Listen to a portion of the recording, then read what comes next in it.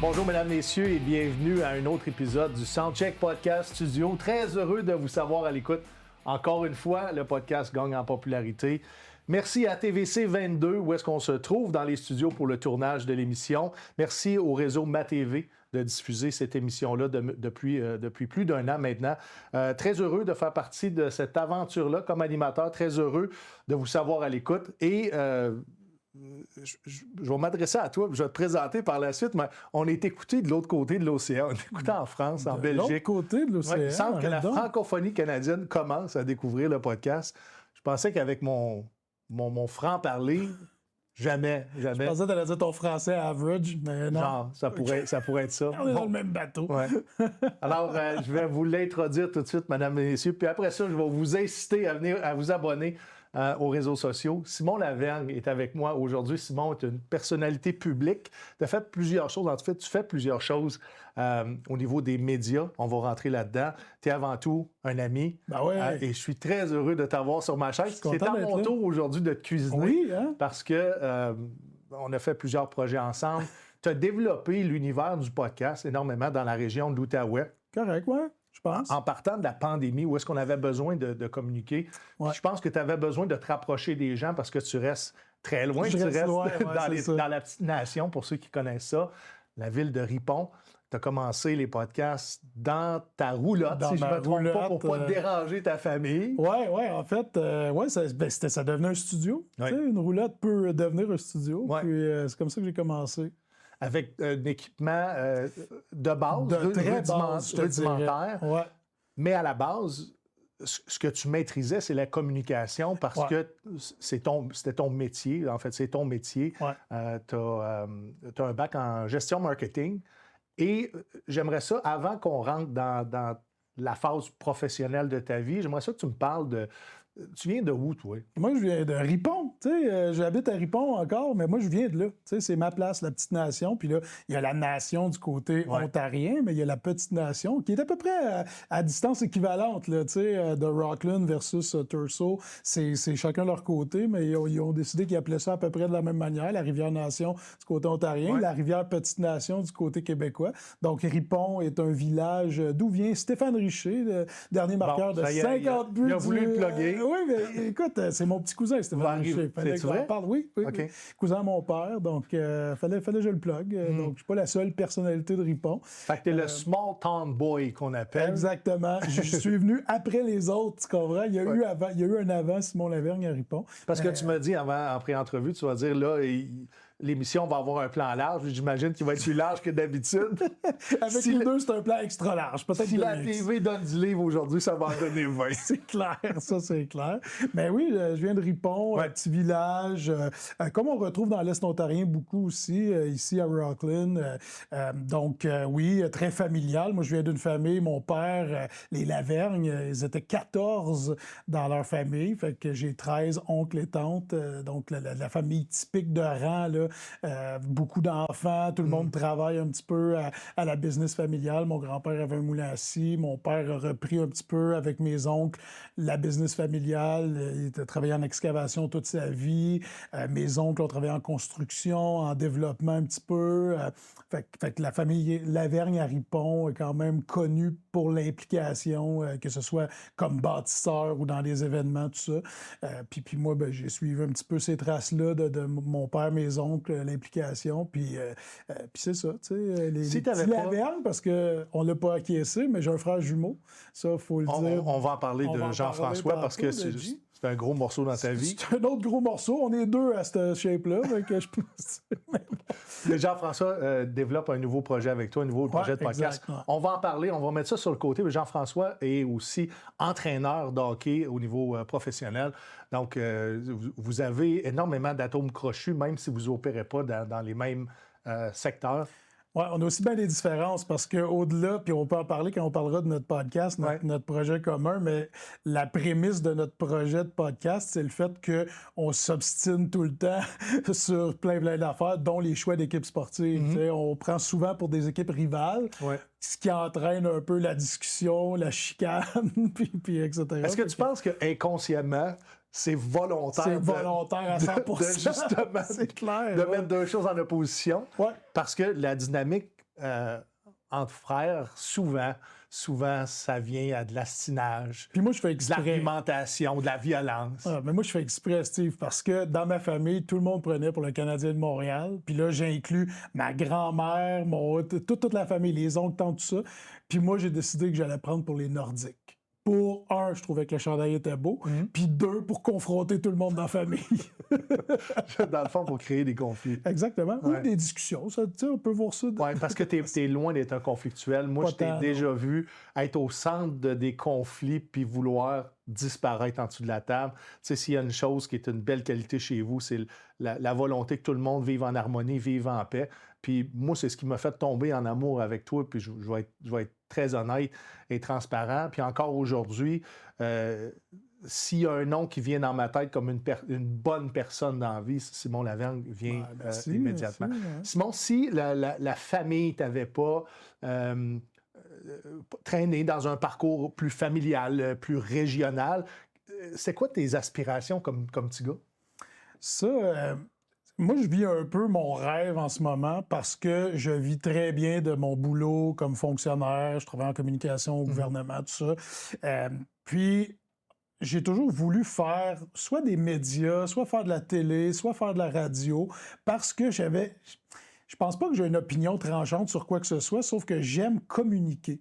Puis c'est pas nécessairement le contenu, mais c'est la manière de le faire, un petit peu tout ce qui est l'arrière-scène, le développement d'idées, des trucs comme ça, au-delà de juste pouvoir donner une opinion, par exemple. Fait que j'ai toujours voulu faire ça, puis... Inspiré par qui, par quoi? Inspiré par mes oncles, mon père. Mon père est un grand comique localement, là, dans la communauté ou dans la région d'où est-ce que je viens. Ouais. Mon père est reconnu pour... Être un drôle. Un drôle. Un gars qui va au restaurant à tous les matins avec sa gang de chums. Là, il est décédé cette année, mais qui allait au restaurant avec ses chums. Puis c'était le bouffon. C'était lui qui disait toujours la patente qui allait faire déraper tout le monde, tu sais. Donc, c'est de là que je tiens ça. Et mes oncles sont hyper drôles aussi, tu sais. Mon oncle Daniel, mon oncle Yvon, tout ça. C'est des gars avec des sens de l'humour super développés, puis des pinces sans rire, puis, tu sais, du monde qui aime. Ben, t'as parlé de ça, de ma qualité, de vouloir que les gens soient de bonne humeur autour de moi. Ça fait partie de la famille. Il y a juste mon frère qui n'a pas hérité de ça, là, avec son air bête, puis on pourra en reparler. Mais c'est pas vrai, je pense. Mais il l'acquiesce de toute façon. Oui, non, mais ton frère a juste une grosse carapace. C'est ça. Vraiment une grosse carapace. Ouais. Puis c'est correct d'avoir une grosse carapace parce que Jean-François, aujourd'hui, c'est un ami. Puis je suis capable de voir en arrière de ce cap. Puis si vous êtes capable d'aller au-delà de la carapace d'un être humain, vous allez découvrir des êtres humains extraordinaires. On dit souvent que des gens qui font rire les autres, des fois, ça cache une tristesse intérieure. T'as-tu senti ça, ton père? De mon père, non, beaucoup d'anxiété. Ça cachait peut-être plus le côté... tu sais, quand on parle en public, on fait toujours ressortir ou on essaye toujours de s'exprimer avant qu'il y ait des silences. Tu sais, j'ai senti ça de mon père, tu sais, qu'il avait toujours besoin de parler puis de faire rire parce qu'il était mal à l'aise avec les silences ou l'inconfort des gens autour de lui. Donc, par exemple, de se faire aimer de tous. Il disait tout le temps qu'il s'en sacrait si le monde l'aimait ou pas. Puis ça, c'était complètement faux parce que quand tu veux faire rire, que tu veux que les gens t'aiment, tu veux que les gens t'aiment, tu sais, au-delà de tout. Tu sais, fait que il était comme ça, mon père, beaucoup. Puis c'est ce que j'ai appris de lui, tu sais, comme dans le rire. Pourquoi j'aime faire rire les gens, c'est que j'aime que les gens soient de bonne humeur autour de moi. Tu sais, il n'y a aucune satisfaction personnelle autre que, hey, si le monde rit, ça veut dire qu'ils sont de bonne humeur, qu'ils ont du fun, puis qu'ils passent un bon moment. T'es pas là pour te valoriser, t'es là juste pour créer une ambiance collective. Je me mets pas au devant. Moi, tu sais, comme si je parle de moi, c'est parce que je me dis qu'au travers de ce que moi je vais raconter, les gens vont se reconnaître, puis ça va les faire rire, puis ils vont se sentir bien, tu sais. Fait que c'est jamais pour mettre, par exemple, de l'avant. Il n'y a pas tant d'avantages. Je mets pas, tu sais, je priorise pas un avantage ou un rendu envers moi, tu sais, quand je suis sur scène, tout ça. Peut-être que je devrais le faire plus souvent, mais qui sait. Encore là, un artiste se développe au fil des années. Oui, mais tu sais, mon père était comme ça. Tu sais, je sentais qu'il voulait que les gens l'aiment, puis tout ça. Puis c'est, tu sais, au travers de ça, ça a découlé sur moi. Puis c'est devenu, je suis devenu cette personne-là beaucoup à cause de mon père, mais j'ai aussi beaucoup de qualités que ma mère elle a. Tu sais, fait que le côté humoristique, ça vient de mon père, mais tout le reste de ma vie, tu sais, l'intérêt vers la communication, l'intérêt vers le travail un petit peu plus sérieux de bureau, tout ça, ça me vient tout de ma mère. Tu sais. Ça, puis ta qualité aussi pour faire de la vaisselle. Oui, Ça vient de ta mère oui, aussi. oui. Il y en a qui vont réagir. Vaisselle, en plus. J'aime ça, planter une fois de temps en temps comme ça. Ton père faisait quoi dans la vie? Sa compagnie d'excavation toute sa vie. En fait, en 1986, il a acheté sa première pépine. Il était à l'emploi d'une compagnie d'excavation, d'un monsieur qui l'embauchait. Il a acheté sa pépine et est devenu entrepreneur. Ouais. Pourquoi toi, tu as choisi d'être fonctionnaire plutôt qu'entrepreneur? Parce que mon père m'a dit toute sa vie, faites autre chose. Parce que lui, vous savez à quel point c'est difficile de partir une entreprise, de toujours travailler, de ne pas avoir d'heure de début, de fin, tout ça. Il nous a toujours encouragé à étudier, faire complètement autre chose. Puis, Est-ce qu'il était quand même présent pour vous autres ou comme entrepreneur? Oui, non, complètement présent. Puis tu sais, c'est typique peut-être des petits villages, là. Je veux dire, mon père revenait à la maison tous les soirs. Tu sais, oui, des fois un petit peu plus tard, puis tout ça, mais même si il ne voulait pas qu'on reprenne la compagnie familiale, à proprement dit, il nous impliquait quand même dans la compagnie. Donc, tu sais, il nous amenait jeunes. Je me souviens d'avoir fait de la pelle ronde pour des champs d'épuration. J'en ai pelleté de la petite roche. Là. J'étais pas son employé modèle, puis j'étais sûrement pourri pour faire ça. D'ailleurs, c'est clair que oui. Mais il aimait ça qu'on aille avec lui, voir qu'est-ce qu'il fait. Puis, tu sais, mon père, c'était une star du maniement de la pelle, mais de la pelle, de la pépine, de la pelle mécanique, tout ça. Il disait toujours que la pelle, c'était l'extension de ses propres doigts, de ses propres mains. Puis ça, tout le monde le disait. Il était tellement habile, il pouvait éteindre une chandelle avec la pelle de la pépine ou de la pelle mécanique. T'sais. Fait que ça, il était fier de le dire. Il était fier de ce qu'il était capable de faire, mais il était fier de nous le montrer quand on allait travailler avec lui. Fait que c'était un petit peu ça. Tu as fait un bac en gestion marketing à quelle université? En fait, un cours par correspondance à l'Université du Vermont. OK. Donc, aux États-Unis. Oui. Puis là, tu dis un bac, je ne l'ai pas, mon bac. Je ne l'ai pas terminé. Là. Mais tu sais, j'ai je voulais te le faire dire à l'écran. Tu comprends-tu? Ton frère va être tellement content quand je t'ai fait dire ça. Mais, ça fait peut lui donner aussi, des munitions pour Noël. C'est clair. Puis j'ai fait aussi des cours avec la TELUC par correspondance. Parce que quand j'ai fini mon cégep, je suis allé sur le marché du travail. Je voulais Tu as fait un 2 ans de cégep en... Oui, en fait, j'ai commencé en informatique. Puis après ça, je me suis en allé parce que moi, je suis arrivé au cégep en 2000. C'était le bug de l'an 2000. Tout le monde était encouragé à s'en aller là-dedans, en informatique. C'était l'avenir. L'avenir, tout ça. Il n'y avait pas tard. Et j'ai détesté ça. J'ai haï ça du moment que je suis rentré au cégep à faire de l'informatique. J'aimais l'informatique, je m'informais, je pitonnais, puis tout ça. Mais du moment que j'ai commencé à étudier là-dedans, j'ai détesté ça dès le premier jour. D'ailleurs, première session de cégep, j'ai coulé 5 cours sur 7. J'haïssais ça. J'aimais pas ça, j'avais aucun intérêt. J'ai découvert les bars à ce moment-là, un petit gars de la campagne qui se retrouve à Saint-Jérôme, la possibilité de sortir un peu le soir, tout ça. J'ai pas été la fierté de ma famille pendant la première session. Je me suis replacé après, puis j'ai changé de programme, puis c'est là que je me suis en allé en administration, gestion, marketing, tout ça. Puis c'est là que j'ai découvert que j'avais une passion pour la communication, parce que les cours qui m'intéressaient au-delà du marketing, par exemple, et de la publicité, c'était tout ce qui touchait à la communication. T'sais. OK.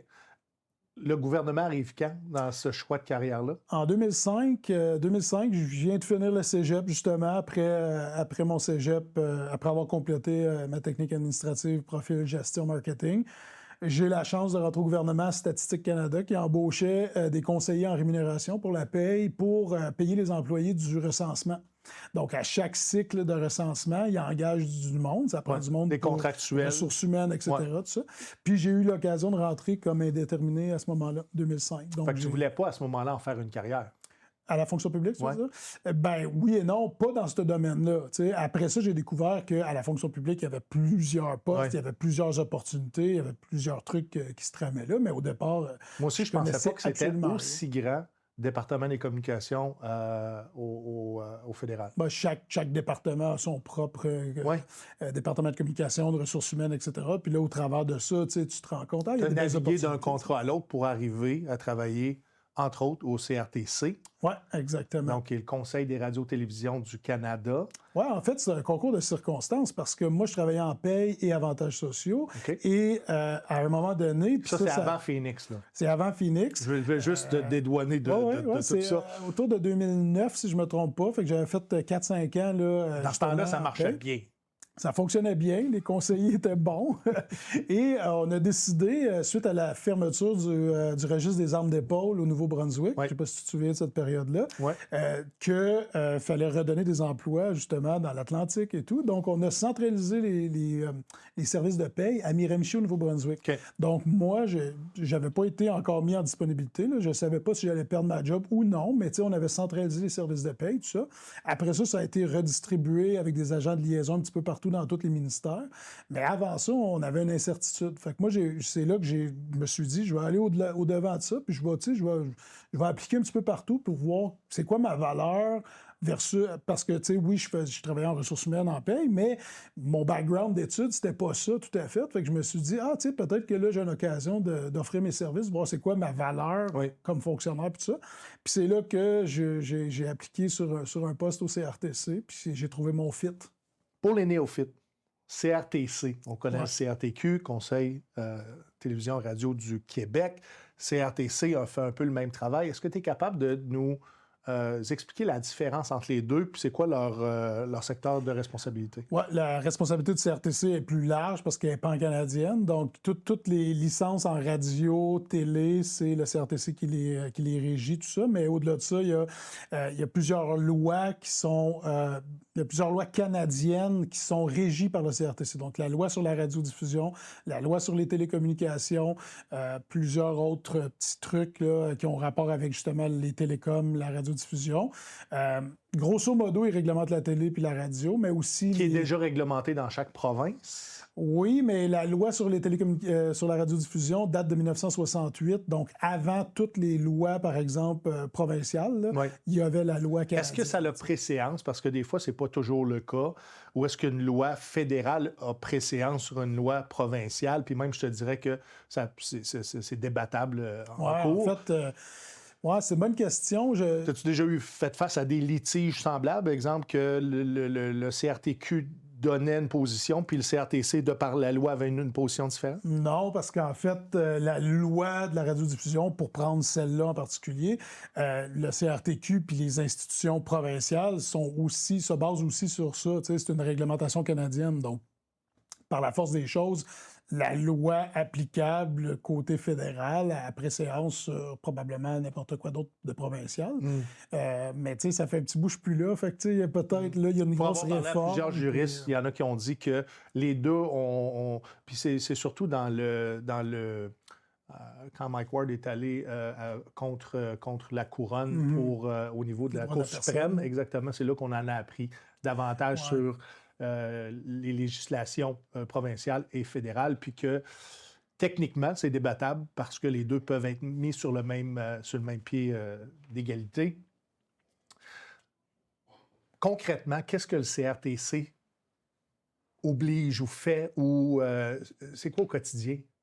Bien, premièrement, il y a toute la réglementation autour de radio et de la télé et des télécommunications. Est-ce que ça va jusqu'à gérer ce que tu peux dire, ce que tu peux pas dire? Ça, c'était peut-être plus vrai avant, je te dirais. Maintenant, tu sais, il y a le CBSC, là, qui est le Canadian Broadcasting Council. Eux sont plus au niveau du contenu, tu sais. Qu'est-ce qui se dit en ondes? Ça, c'est fédéral ou provincial? C'est fédéral aussi. Okay, c'est fédéral aussi, mais c'est pas le CRTC. Le CRTC va donner une licence, va gérer un peu, comment je pourrais... Comment tu vas gérer ta propre licence? Exactement, okay. Tu sais, puis publicité, c'est-tu leur ressort Non, aussi? il y a aussi une agence qui gère ça. Il y a aussi une agence qui gère les copyrights. Ouais. Fait que tout est Après un ça, petit peu contenu distribué. anglophone, francophone, on est dans un pays bilingue. Je te dirais, le CRTC travaille plus au niveau de faire respecter les lois, la loi. Et les licences octroyées par le CRTC. Exactement. Puis au niveau des télécoms, ben, par exemple, tout ce qui touche le côté plus technique, par exemple, qui peut installer, puis là, je vulgarise, là, c'est plus complexe que ça, mais qui peut installer tel service, qui a l'accès au poteau, qui doit être le pilier, si on veut, qui redistribue après ses services, parce que là, si tout le monde se mettait à mettre un poteau différent, ça serait free for all, il y aurait des poteaux partout, on aurait de l'air des tramways juste pour les services de communication, là, tu sais. Fait que l'accès au poteau, il y a la loi sur Bell Canada aussi qui date de je ne sais pas quelle année. Là, parce qu'ils ont été les pionniers, en fait, pour installer des communications. Exactement. Donc, eux sont encore réglementés, donc ont encore une obligation de servir à quelques endroits. Tu sais, je te donne un exemple, là, puis peut-être que ça a changé depuis le temps, mais la loi sur Bell Canada oblige Bell Canada à connecter une maison à un service de téléphone, par exemple, s'il se trouve à moins de 62 mètres d'une installation existante. OK. Tu sais, on parle, puis là, ça a l'air archaïque là, comme loi, mais ça existe encore. Tu sais, ça existe encore, puis c'est intéressant pour quelqu'un qui se dit « je vais vivre off-grid, mais si je connais la loi, je vais aller me coller sur le poteau, ils n'auront pas le choix de me connecter. » Exactement. C'est très intéressant. Mais tu sais, c'est une règle, une loi parmi tant d'autres. Le CRTC manage un peu tout ça. Tu sais. OK. Ouais. Est-ce que ça t'a vraiment servi, toi, pour faire des communications, de connaître la législation du CRTC? Pas vraiment. Je te dirais que moi, j'avais un intérêt pour le monde de la radio et de la télé. C'est ce qui m'a amené au CRTC, puis c'est ce qui m'a fait travailler là pendant 12 ans parce que j'aimais ce qu'on faisait. J'aimais la nature du travail. J'aimais notre mission qui était d'englober tout ça.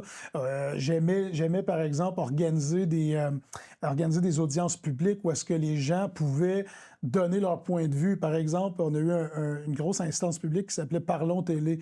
Donc ça l'a amené la réforme en télévision, le fameux bundle à 25 $ pour les chaînes de télévision de base, par exemple. Puis après ça, on pouvait greffer autour de ça des chaînes spécialisées. Mais ça l'a donné accès au câble à plein de gens qui n'avaient pas les moyens de payer 75$ par mois pour avoir un service de télé, par exemple. T'sais. Parce que la loi canadienne on ne pouvait pas obliger, par exemple, Bell, justement, dans son service de télé, à offrir des petits formats. Fait que ça l'a amené une réforme, ce qui a fait que ça l'a, pour ceux qui voulaient juste avoir Radio-Canada, TVA, les chaînes particulières là, de base, ben là, ça leur offrait ce service-là à un prix qui avait du sens. Comme on avait dans le temps avec l'antenne. Exactement. Même le U nous donnait un canal de plus. Oui, exactement. Est-ce que tu sais c'est quoi la définition du U? Non, pas non plus. C'est UHF, là, mais je ne sais pas ce que ça veut dire. Je ne me souviens plus. Bien, c'est une fréquence. C'est une fréquence. C'est une fréquence. Mais on va s'arrêter là parce que les deux, on est... Non, mais c'est ça la beauté du podcast. Chez nous, le UHF, le U, là, c'était TQS. OK? Ouais. Je me souviens pas. Je me souviens pas. C'est pas le genre d'affaire que je garde dans mon disque dur. Mais je suis loin de... Tu sais, au moment où je travaillais au CRTC, j'ai quitté en 2022. Ouais. Tu sais, moi, j'étais en charge du développement des agents d'information au service à la clientèle. Donc, les plaintes qu'on recevait au CRTC, tout ça, comment les adresser, je formais... Donne-moi un exemple de plainte que tu avais. Ah, de tout type. Ah oui, c'était aussi varié que quelqu'un qui appelait pour dire que son Internet ne fonctionnait pas depuis 3 jours. Okay. Au lieu d'appeler le service provider. Le service provider, oui. Ou il avait appelé le service provider, mais là, le fournisseur de services tardait à offrir un service. Okay. Donc, puis y a-t-il une loi pour les supporter dans un cas comme ça? Ben oui et non. Nous, on faisait souvent... C'était une grosse job de lien entre les entités, donc entre le client puis Oui, ils ont une obligation de service, là, mais souvent, ça se réglait juste par exemple, une lettre au client en copiant le fournisseur de service, en disant, écoutez, vous devez répondre à cette personne-là. Puis, souvent, sous la pression, ils le faisaient parce que la licence dépend de leurs résultats. Exactement. En fait, de leur action. Ça pouvait être aussi varié que moi, j'ai déjà reçu un appel d'une dame qui appelait parce que l'autobus à Québec était en retard. Parce que le service de transport en commun de la capitale, c'est RTC. Fait qu'elle, elle appelait au CRTC pour se plaindre parce que l'autobus... Qui était la commission du réseau de transport. Exactement. Donc, tu sais, c'est varié, là, on s'entend. Là. Ouais. Les gens, souvent, avaient accès à ce numéro de téléphone-là plus facilement que n'importe quoi ailleurs. Tu sais, par exemple, notre numéro de téléphone était beaucoup plus public que le service à la clientèle chez Vidéotron, par exemple. Right. Tu sais, tu comprends? Qui essayait de le cacher davantage. Ouais. C'est ça. Donc, nous, on avait cette obligation-là d'être disponible. Les gens appelaient surtout pour se faire souvent transférer vers un fournisseur de services parce que c'était leur moyen de contact, leur point de contact. Tu sais. Est-ce qu'il est vrai que Bell a des obligations aussi de ne pas favoriser un monopole? Est-ce qu'ils sont obligés d'aider d'autres service providers? C'est quoi en français, service provider? Fournisseurs de services. Fournisseurs de services à, comme tu le dis, utiliser leur installation, qui sont là depuis le jour 1, pour pas qu'ils s'installe un genre de monopole. Est-ce que c'est le CRTC aussi qui régit tout ça? Oui, exactement. Puis c'est très large, là. Je pourrais pas rentrer dans tous les détails, mais oui, par exemple, on appelle ça des incumbents. Donc, les titulaires ou les grosses compagnies, puis c'est pas juste Bell, là. Il y a Bell, Rogers, TELUS là, au Canada. Ceux qui détiennent la majorité de l'infrastructure de base doivent revendre leurs services à un prix pas wholesale, mais... pour qu'ils soient capables de le revendre. Pour qu'il y ait un prix de revente après par les plus petits fournisseurs. Exactement. Avec tout ça pour créer de la compétition. Donc ça, c'est du côté télécom, ça existe. Mais il y a aussi le fait que, par exemple, Bell, Cogeco, etc., au niveau de la radio, ne peuvent pas détenir plus que 2 licences dans un marché de même langue, dans un même marché dans le même langage. Par exemple, 2 stations francophones dans la région de Gatineau-Ottawa, tu peux en détenir seulement 2 licences. T'sais. Fait qu'il y a aussi de la réglementation. Comme Québécois avec 98.5, 99.5. Oui, 98.5, c'est Cogeco. 99.5, c'est Vidéotron. Right, c'est vrai. Ouais. Mais bref... Quelle est la deuxième licence de Québécois? À Montréal. Parce que c'est par région. Oui. OK. Je ne suis pas sûr qu'ils en ont 2. Donc, ils peuvent Ils ne sont pas obligés d'en avoir 2. Là, mais c'est 2 par région, pas 2 pan-canadiennes. C'est ça, exactement. Okay. Par marché. Fait que les marchés sont identifiés souvent, par exemple, Gatineau, Ottawa va être un marché. Ouais. Donc, par exemple, Bell Media a Rouge FM, Énergie. Bon, bien, c'est dans le marché francophone, ils ont 2 stations. Pour en faire la demande d'une 3e, devrait passer par une audience publique, etc., pour faire l'acquisition d'une nouvelle fréquence. Tout ça. Fait qu'il y a de la réglementation de ce type-là qui empêche un monopole dans un marché précis. Qu'est-ce qui va arriver, justement, avec ce virage numérique-là, télé, radio? C'est pas un échec. On voit un changement qui s'opère. Ils vont devoir s'ajuster parce que à un moment donné, il va falloir gérer le numérique aussi. Je pense qu'on s'en va tranquillement vers là. Est-ce que ça faisait partie des pourparlers quand tu étais à l'emploi du CRTC, la volonté ça commençait, là, tu sais. Là, depuis mon départ, il y a eu des audiences publiques au niveau de, justement, qu'est-ce qui se passe sur le numérique. D'ailleurs... Est-ce qu'on avait la volonté de vouloir gérer le numérique? Ben, on pensait encore sauver la télé puis la radio? Pas le gérer, je te dirais, mais plus l'encadrer pour que les entreprises canadiennes y trouvent leur compte. Parce que le ceux qui web... payent des taxes. Ben, pas dans les compagnies canadiennes, du côté corporate. Ouais. Mais tu sais, le web étant gros worldwide là, à un moment donné, c'est plus de gérer l'intérêt canadien plutôt que de vouloir à tout prix réglementer l'Internet, parce que l'Internet, on s'entend, c'est très difficile à réglementer.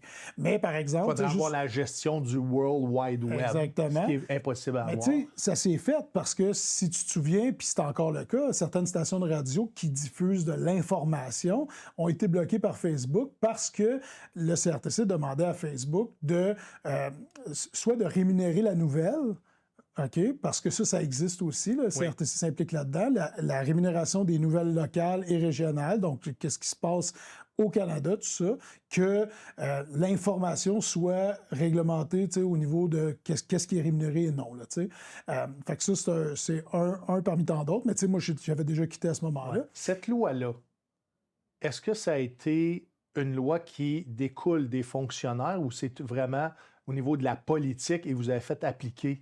Oui, c'est ça. C'est la politique. Mais, tu sais, encore là, moi, j'ai quitté avant, fait que là, tu sais, je suis... Est-ce que les gens au CRTC croyaient pertinemment que c'était une bonne loi, une bonne législation? La loi sur du côté numérique, tu parles? Du côté numérique, le fait que les médias qui sont subventionnés Ouais. ne pouvaient plus apparaître ces plateformes numériques parce que les plateformes numériques devaient se conformer à la législation canadienne. Puis il y en a beaucoup qui pensent que c'est Facebook qui voulait plus du contenu médiatique canadien, ce qui est complètement faux.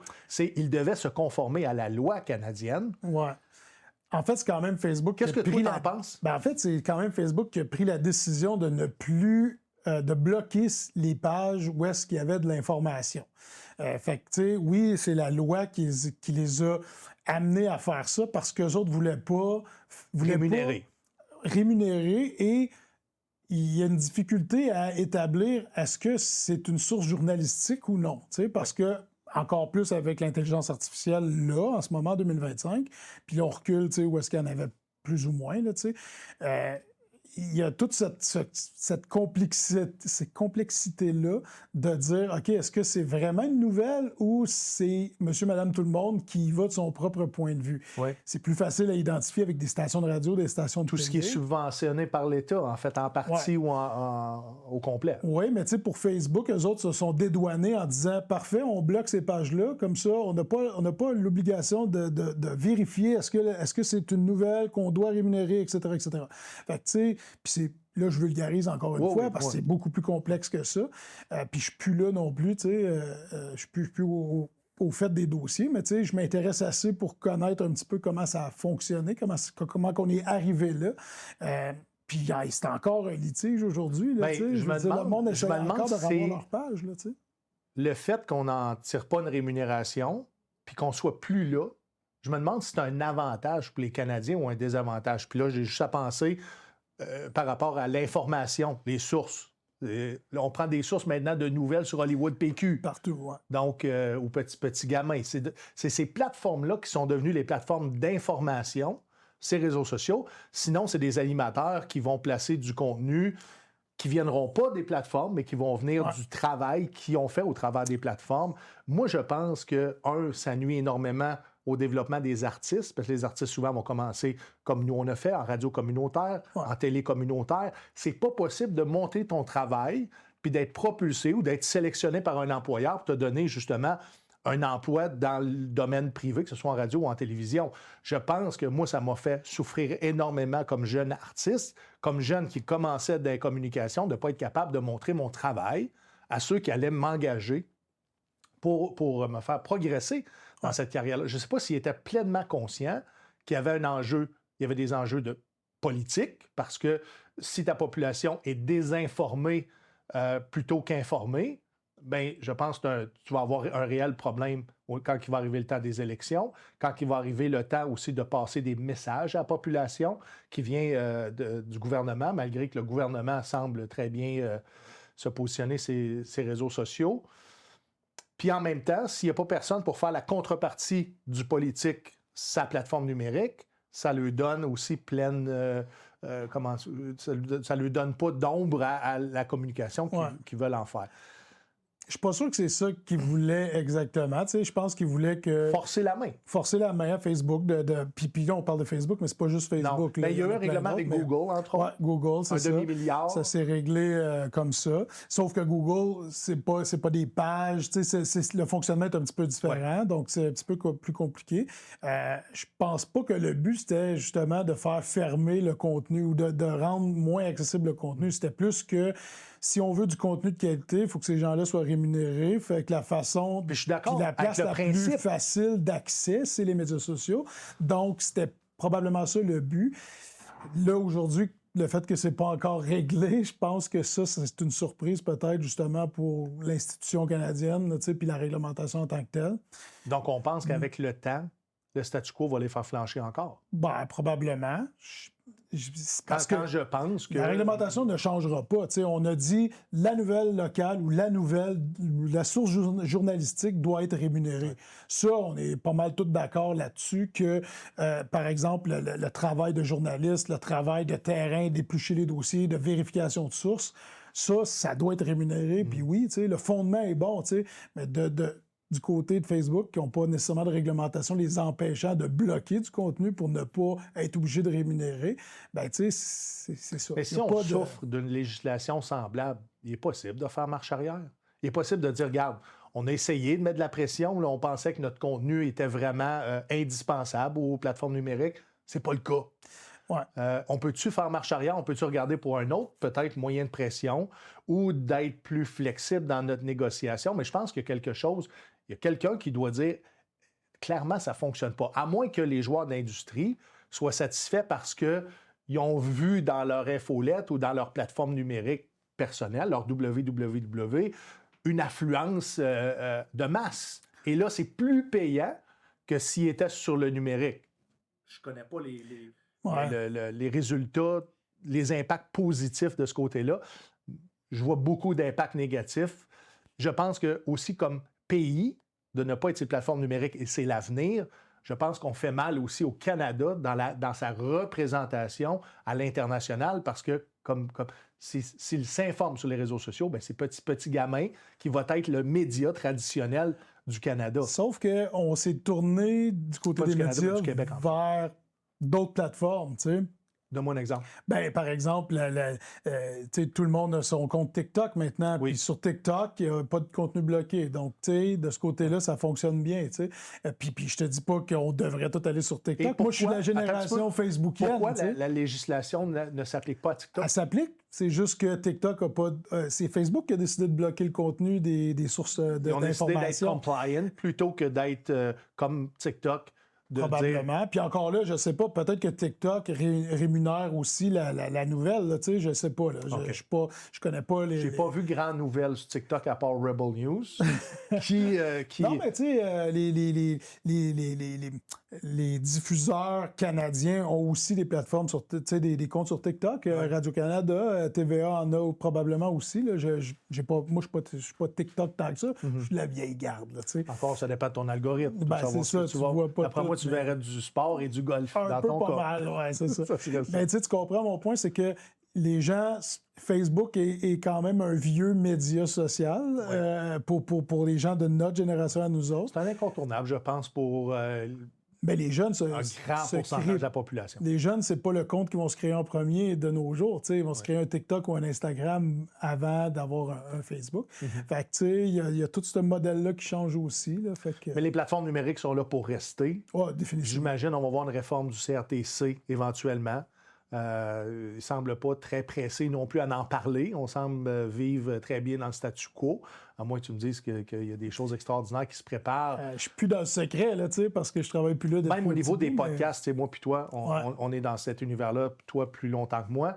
On est dans cet univers-là, puis on parle même de vouloir syndicaliser un peu les podcasts, en fait, parce qu'on fait du contenu télé, radio, en combiné, puis des fois, il y en a que c'est juste l'audio, il y en a que c'est le package complet, mais on voit une affluence de ce côté-là, on voit qu'il y a des invités qui apportent beaucoup d'eau au moulin, puis on aimerait ça en prendre une partie de la tarte, justement, pour continuer de financer le développement des médias. Qu'est-ce que tu penses de cette volonté-là de vouloir gérer le numérique? Le numérique s'est créé parce que, justement, comme alternative. Beaucoup. Comme alternative, parce qu'on avait beaucoup plus de flexibilité. Oui. On n'avait pas à payer les syndicats pour de la production. Écoute, mon opinion est que je veux que les podcasts gardent la liberté qu'ils ont. J'en fais du podcast, je suis content d'avoir cette liberté-là, de pouvoir un petit peu gérer mes propres trucs, etc. Puis je pense que ça serait vraiment difficile de mettre tout ça dans le même panier pour réglementer au même titre, par exemple, que les émissions de télé, etc. Par contre, les émissions de télé font autant de podcasts maintenant, puis même les radios vont avoir leurs propres émissions, leurs propres podcasts qu'ils vont mettre en source sur leur site web, tout ça pour amener de l'affluence, amener du contenu particulier pour amener du monde sur leur site web, tout ça. Fait que c'est utilisé comme un article promotionnel maintenant, le podcast. Mais définitivement que je veux veux pas qu'il y ait tant de réglementations qui se mettent là-dedans, dans le sens qu'il y a une belle liberté. Encore là, ça ferait mal aux petits créateurs de contenu. Exact. Exemple, si on est obligé de rémunérer, selon l'Union des artistes, puis là, je parle du Québec, un invité sur mon plateau, il faut que je te donne 272,50 aujourd'hui, bien, ça fait en sorte que si je ne fais pas d'argent avec ça, je suis à perte. Est-ce que je vais continuer à faire de la création de contenu à perte? Non. Le minimum, tu vas arriver even, puis tu vas espérer que ta plateforme te propulse vers autre chose pour amener d'eau au moulin. Écoute, je compare ça à... Moi, j'arbitre au hockey. J'ai arbitré longtemps au hockey. Là, on parle que les arbitres pourraient avoir des T4, par exemple, puis devoir être imposés sur le montant qui est déjà minuscule pour l'arbitrage. OK? Il manque d'arbitres dans le hockey. On avait ça au basketball. Ben, c'est un fléau qui est dans tous les sports, là, je te dirais. Trouver des officiels, c'est jamais facile. Il y a un taux de roulement, il y a de la formation, il y a beaucoup de frais d'impliquer à ça parce que tu perds du monde d'année en année, tout ça. C'est pas un job facile parce que ça prend tout un caractère pour faire ça. Et là, on parle d'imposer, de fournir un T4 sur le montant qui est donné aux arbitres, aux officiels, qui n'est pas un montant astronomique. Là. Si tu arbitres un match bantam, puis tu es juge de ligne, là, c'est 20$ ou en bas de 20$. Tu comprends? Tu fais pas une fortune en faisant ça. Tu as ton déplacement, tu as des dépenses. Tu n'es pas une entreprise, tu n'es pas un Inc., donc tu ne peux pas amortir tes dépenses. Exactement. Si tu prends ton montant, puis que dans ton rapport d'impôt à la fin de l'année, probablement que ça va s'équivaloir. Puis tu dis, OK, ben là, voici mes frais de déplacement, voici mes frais pour la bouffe pendant que j'étais là, etc., etc. Probablement que tu arrives à la fin de l'année avec plus de frais que dans en même temps, ça te coûte plus cher de comptabilité. Ben, c'est ça le problème. Donc, tu vas arriver en déficit à la fin de l'année. Donc, tu le fais pour le plaisir de le faire, parce que tu es passionné. C'est ça. Donc, ou tu as un objectif de carrière. C'est ça, mais donc le podcast, c'est un peu le même principe. T'sais. Si on commence à dire, OK, ben là, il va falloir que tu rémunères selon l'Union des artistes, le cachet minimal de tout ça. Il va falloir que ton technicien qui régit la caméra soit payé à tel montant aussi, tout ça. T'sais, souvent, on le fait par nous autres mêmes. Là, toi, tu as un beau studio ici, puis c'est cool, tu as un beau partenariat avec une télé communautaire, ça fonctionne bien, c'est le fun. Mais souvent, là, si on parle de mon podcast, là, c'est moi qui les installe, les caméras, avant qu'on commence. Puis je suis dans un emplacement public parce que... Les caméras, tu les as achetées. Je les ai achetées sont amorties sur le nombre d'années que tu vas faire ça. Exactement. Mais on sait très bien que l'équipement coûte une fortune. Puis pas juste l'équipement. Tu as besoin d'un aviseur technique. T'sais, on n'a pas appris ça. On n'est pas né avec ça dans les mains. Puis, étant donné que le podcast est toujours en évolution, toujours besoin de se tenir à jour. Puis moi, j'ai une maladie mentale. Là. Je veux toujours avoir le meilleur équipement possible, exactement. Les meilleurs micros pour avoir le meilleur Je me souviens les micros son. à l'époque. D'ailleurs, j'ai encore le premier micro que tu m'as fait acheter. Oui, hein? Je l'utilise encore. USB, là, que j'ai fait... Mais ça sonne bien. Ben, écoute, pour ce que ça valait. C'est exactement. Je me souviens d'avoir fait mon premier podcast où est-ce que j'avais des écouteurs, là, des écouteurs qui se pluguaient dans l'ordi, là, puis je me souviens de ne pas avoir mis la bonne source audio. Donc, j'avais des écouteurs avec un micro, mais le son, on m'entendait par le son de l'ordi, on m'entendait pas par le son de mes écouteurs. Donc, j'avais tout fait mon setup avec mes écouteurs, mais j'avais oublié de sélectionner la bonne source audio. Quand je te dis multitâche, puis on fait tout, puis on apprend avec les erreurs, ben c'est comme ça que j'ai appris. Je me suis rendu compte après l'enregistrement, que mon audio venait de l'ordi et non de mon micro sur mon écouteur, qui aurait été mieux que le son de l'ordi.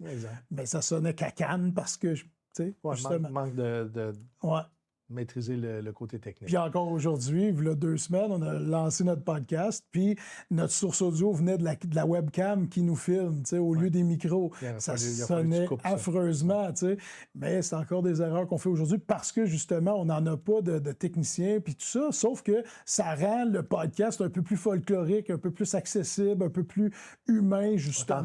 Authentique, parce qu'on en parlait en pré-entrevue, tu m'as demandé, est-ce que vous allez faire du montage avec ça? J'ai dit non, nous, on édite début à la fin, puis on laisse le contenu vivre comme on l'a vécu, moi puis toi, sur le plateau. Je pense que les gens apprécient l'authenticité. Puis tu as dit, est-ce que la télé te limite à un minutage? Et la réponse était non, parce que je suis à la télé communautaire, je suis à la radio communautaire, donc on est capable de jouer davantage avec la programmation, ce que tu ne pourrais pas faire sur une télé privée ou une licence de radio privée. Pourquoi la télé et la radio, à ton avis, est rendue où est-ce qu'elle est rendue? Puis on voit que ça prend le bord. L'accessibilité à autre chose, tu sais. Donc, c'est mieux ailleurs d'avoir le choix. C'est pas mieux ailleurs. C'est pas mieux ailleurs. Là, je veux mettre ça au clair. Non, attends un petit peu, je m'en allais dire. C'est mieux ailleurs parce que tu peux choisir quand et comment tu écoutes le contenu? Oui, ça. Mais la télé, la radio fait encore de l'excellente télé, de l'excellente radio, Oui. de la source d'information. Fait qu'il y a des gens qu'eux autres, ce qu'ils veulent, c'est ça. Qui veulent écouter une émission à une heure précise, qui veulent avoir ce rendez-vous-là, puis c'est bien correct comme ça. Moi je suis un peu comme ça. Puis on le voit dans le sport. Il n'y a pas un podcast dans le sport où il n'y a pas une production télé ou alternative que la télé qui va t'amener le direct sportif. La preuve, c'est que si, par exemple, Netflix achète les droits pour le match de NFL à Noël, il va être en direct pareil, même si c'est sur Netflix. T'sais. C'est une plateforme différente, mais ça reste que le monde, il y a certaines personnes qui veulent du contenu. L'accessibilité est plus compliquée que tu es abonné au câble, donc on zappe, puis on s'en plusieurs plateformes. Ça te prend un abonnement, il faut que tu rentres des informations, il faut que tu sois conscient que si tu ne payes pas l'abonnement premium, je vais le dire celui-là parce que c'est relié à YouTube, ben tu vas te retrouver avec des commerciales qui peuvent être plus ou moins parasitaires dans ce que tu veux écouter. Mais tout ça, c'est l'offre et la demande, tu sais. Ouais. Je veux dire, OK, c'est... Mais tu es d'accord avec moi qu'on voit ce changement-là parce que, puis je pense qu'à l'époque, les enregistreurs numériques pouvaient déjà nous dire où c'est qu'on s'en allait dans l'avenir. On enregistrait nos programmes pour les écouter quand ça nous tentait, quand c'était le bon moment dans la journée, plutôt que de couper le souper à 6h15 parce que l'émission commence à 7. Oui, tout à fait. Puis ça, il y a tout le modèle culturel puis démographique qui fait qu'à cette heure, il faut une certaine flexibilité dans nos horaires de contenu, de divertissement, parce que nos horaires de travail, nos horaires de famille sont un peu plus fous qu'ils étaient à l'époque. À l'époque, tout le monde rentrait pour aller souper à la même heure. Là, à cette heure, ben, c'est un peu différent. Si tu n'allais pas souper, tu passais en dessous... De la table. En dessous de la table, oui. Mais tu sais, oui, il y a tout ça qui a changé, nos habitudes ont changé, ce qui fait que le modèle change parce que ça s'adapte à ce que nous, on a besoin comme consommateurs, tu sais. Mais tu sais, il se fait encore du bon contenu. La télé a raison d'être là encore, la radio a raison d'être là encore, tu sais, au même titre que les podcasts ou, par exemple, le contenu exclusif web qui va chercher du monde qui veulent écouter des trucs souvent un peu moins longs parce que notre niveau d'attention a changé aussi avec au cours des années. Et je pense que la rémunération en arrière d'une production télévisuelle ou d'une production radiophonique, il y a des obligations. Ouais. Encore là, on parle de législation. Ces obligations-là font en sorte que le coût de production est beaucoup trop élevé, souvent, parce que maintenant, on vend moins de publicité, exemple. Donc, je pense que le numérique va offrir aussi la possibilité à beaucoup de réalisateurs, producteurs, de démarrer en étant que le budget, d'être capable de démarrer sans que le budget vienne d'une subvention quelconque. Bien, ça va faire changer le modèle par lui-même, de façon naturelle, parce que justement, si ça coûte trop cher faire de la télé puis de la radio à un certain moment donné, c'est sûr que le modèle va devoir changer parce que les alternatives vont être devenues plus fortes que le traditionnel. Fait que c'est sûr qu'il va y avoir un changement. Puis ça a déjà commencé parce que là, ils sont en réforme de la loi sur la radiodiffusion qui va amener sûrement des changements de ce côté-là. Donne-moi un exemple de changement qui est anticipé. Honnêtement, j'en ai aucune idée parce que je me tiens moins au courant que dans le temps, là, ça, c'est certain. Mais il y a des politiques qui s'en viennent pour réformer. Possiblement, oui, parce que justement, c'était en audience publique. Là, je me souviens qu'il n'y a pas de décision en tant que telle qui est sortie de ça, mais il y a eu quand même une consultation. C'est des audiences publiques. Oui, exactement. Je pense qu'il faut en discuter. Je pense qu'il faut regarder définitivement. Dans l'avenir. Premièrement, il y a énormément d'emplois, des gens qui ont nourri leur famille, qui ont élevé leur famille avec ce modèle-là. Le modèle semble vouloir changer. Il faut quand même protéger ces emplois-là ou sinon trouver une façon de, peut-être par attrition, éventuellement, comme on fait au gouvernement, de justement être capable de continuer à nourrir ceux qui ont été dans ce modèle-là. Je suis pas mal moins au courant que j'étais dans le temps. Je comprends, mais on a une discussion ouverte par rapport à... C'est ça. Mais je pense que je pense que Comme jeunes artistes. ça va subsister. Tu sais, il va avoir encore de la télé, elle va probablement être faite de manière différente. On va sûrement retrouver, puis Tout.tv le fait, là, on va sûrement retrouver beaucoup plus de contenu qui va avoir d'abord passé par le web avant de se retrouver à la télé. Ouais. Puis ça, il y a plusieurs raisons à ça. Premièrement, d'avoir une deuxième vie à un projet, donc le double d'entrée d'argent pour quelque chose qu'on a fait une fois. Puis ça fait bien du sens là, quand tu y penses. Qu'est-ce que tu penses de payer une deuxième fois pour le contenu sur Tout.tv? L'extra, tu parles? Là, je parle de Tout.tv, ça pourrait être n'importe quelle autre plateforme 100% subventionnée par l'État, ou du moins en partie parce qu'il y a des commanditaires, mais ça ne représente pas un grand pourcentage du chiffre d'affaires. Comme payeur de taxes, moi, d'accéder au contenu de Radio-Canada puis de payer une plateforme spécialisée, ça me fait chier. Ça fait chier bien du monde, sauf que je vais t'expliquer quelque chose, mon Steve, c'est que... Tu vas me dire qu'il faut être compétitif? Non. La télé d'État et la radio d'État, c'est Radio-Canada première chaîne et Radio-Canada première chaîne. Ouais. Donc, dans la réglementation canadienne, ceux qui ont l'obligation du contenu, etc., c'est la première chaîne, que ce soit radio ou télé. Ça, c'est la télé d'État. Celle-là est réglementée. Là, tu veux-tu me dire qu'il y a une entité privée à l'intérieur de Radio-Canada? Bien, pas privée, elle demeure publique malgré tout, sauf subventionnée. Elle a une réglementation différente de la première chaîne, par exemple. T'sais. Fait que oui, ça frustre bien du monde, mais j'ai répété ça tellement souvent dans mes années au CRTC en réponse. Puis c'est pas la réponse parfaite, là. Ton opinion est bonne, là. Ton opinion est bonne de dire oui, il y a du financement public qui va vers ça. Je me dis comment ça nous coûterait de plus collectivement pour pas avoir à payer ça, justement, au lieu de... Moi, je veux pas aller ces plateformes spécialisées, exemple de d'autres compétiteurs.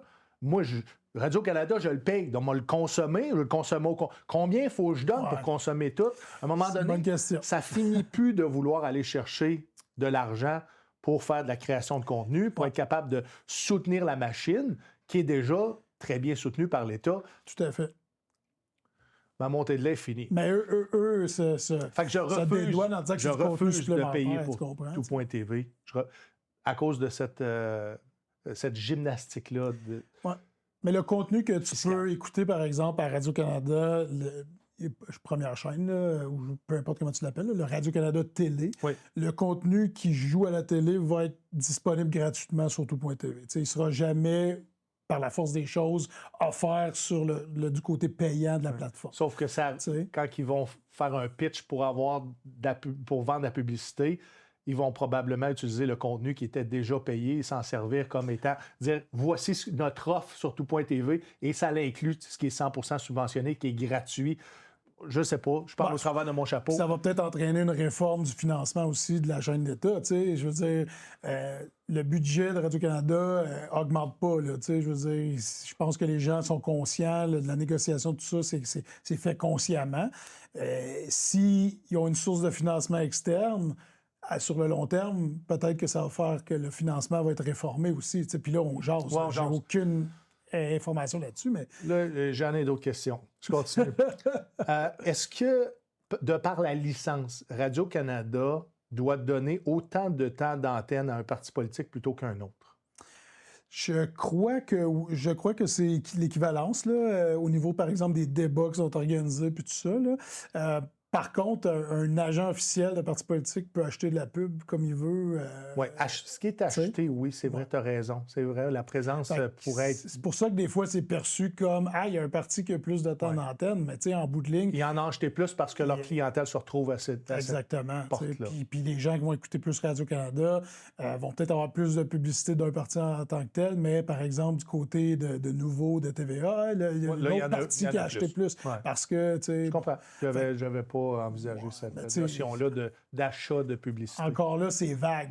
On dit que Puis c'est surtout au niveau des débats télévisés, là, parce que c'est là qu'on a le plus de visibilité. Tu sais, aux nouvelles, c'est plus difficile à quantifier parce que c'est sûr que le parti au pouvoir est plus souvent représenté dans les nouvelles parce que c'est eux autres qui prennent les décisions. Fait que quand on entend parler C'est eux autres qui renouvellent la subvention. D'une avance, oui, mais tu sais, quand on parle d'une avance, d'une annonce, par exemple, qui est faite à tel endroit, ben, c'est souvent les membres du parti politique au pouvoir qui sont représentés dans le bulletin de nouvelles. Fait que c'est eux autres qu'on voit. C'est pas... Ils ont pas, c'est pas de la pub pour eux autres, c'est juste parce qu'ils ont été élus puis ils sont là en tant que nouvelles aussi. T'sais. Fait que des fois, on a l'impression que tel parti va avoir plus d'exposure, mais c'est pas tout le temps le cas, quantifié. Là, Gilles Roy mentionnait cette semaine qu'on devrait investir 5 du budget fédéral en culture.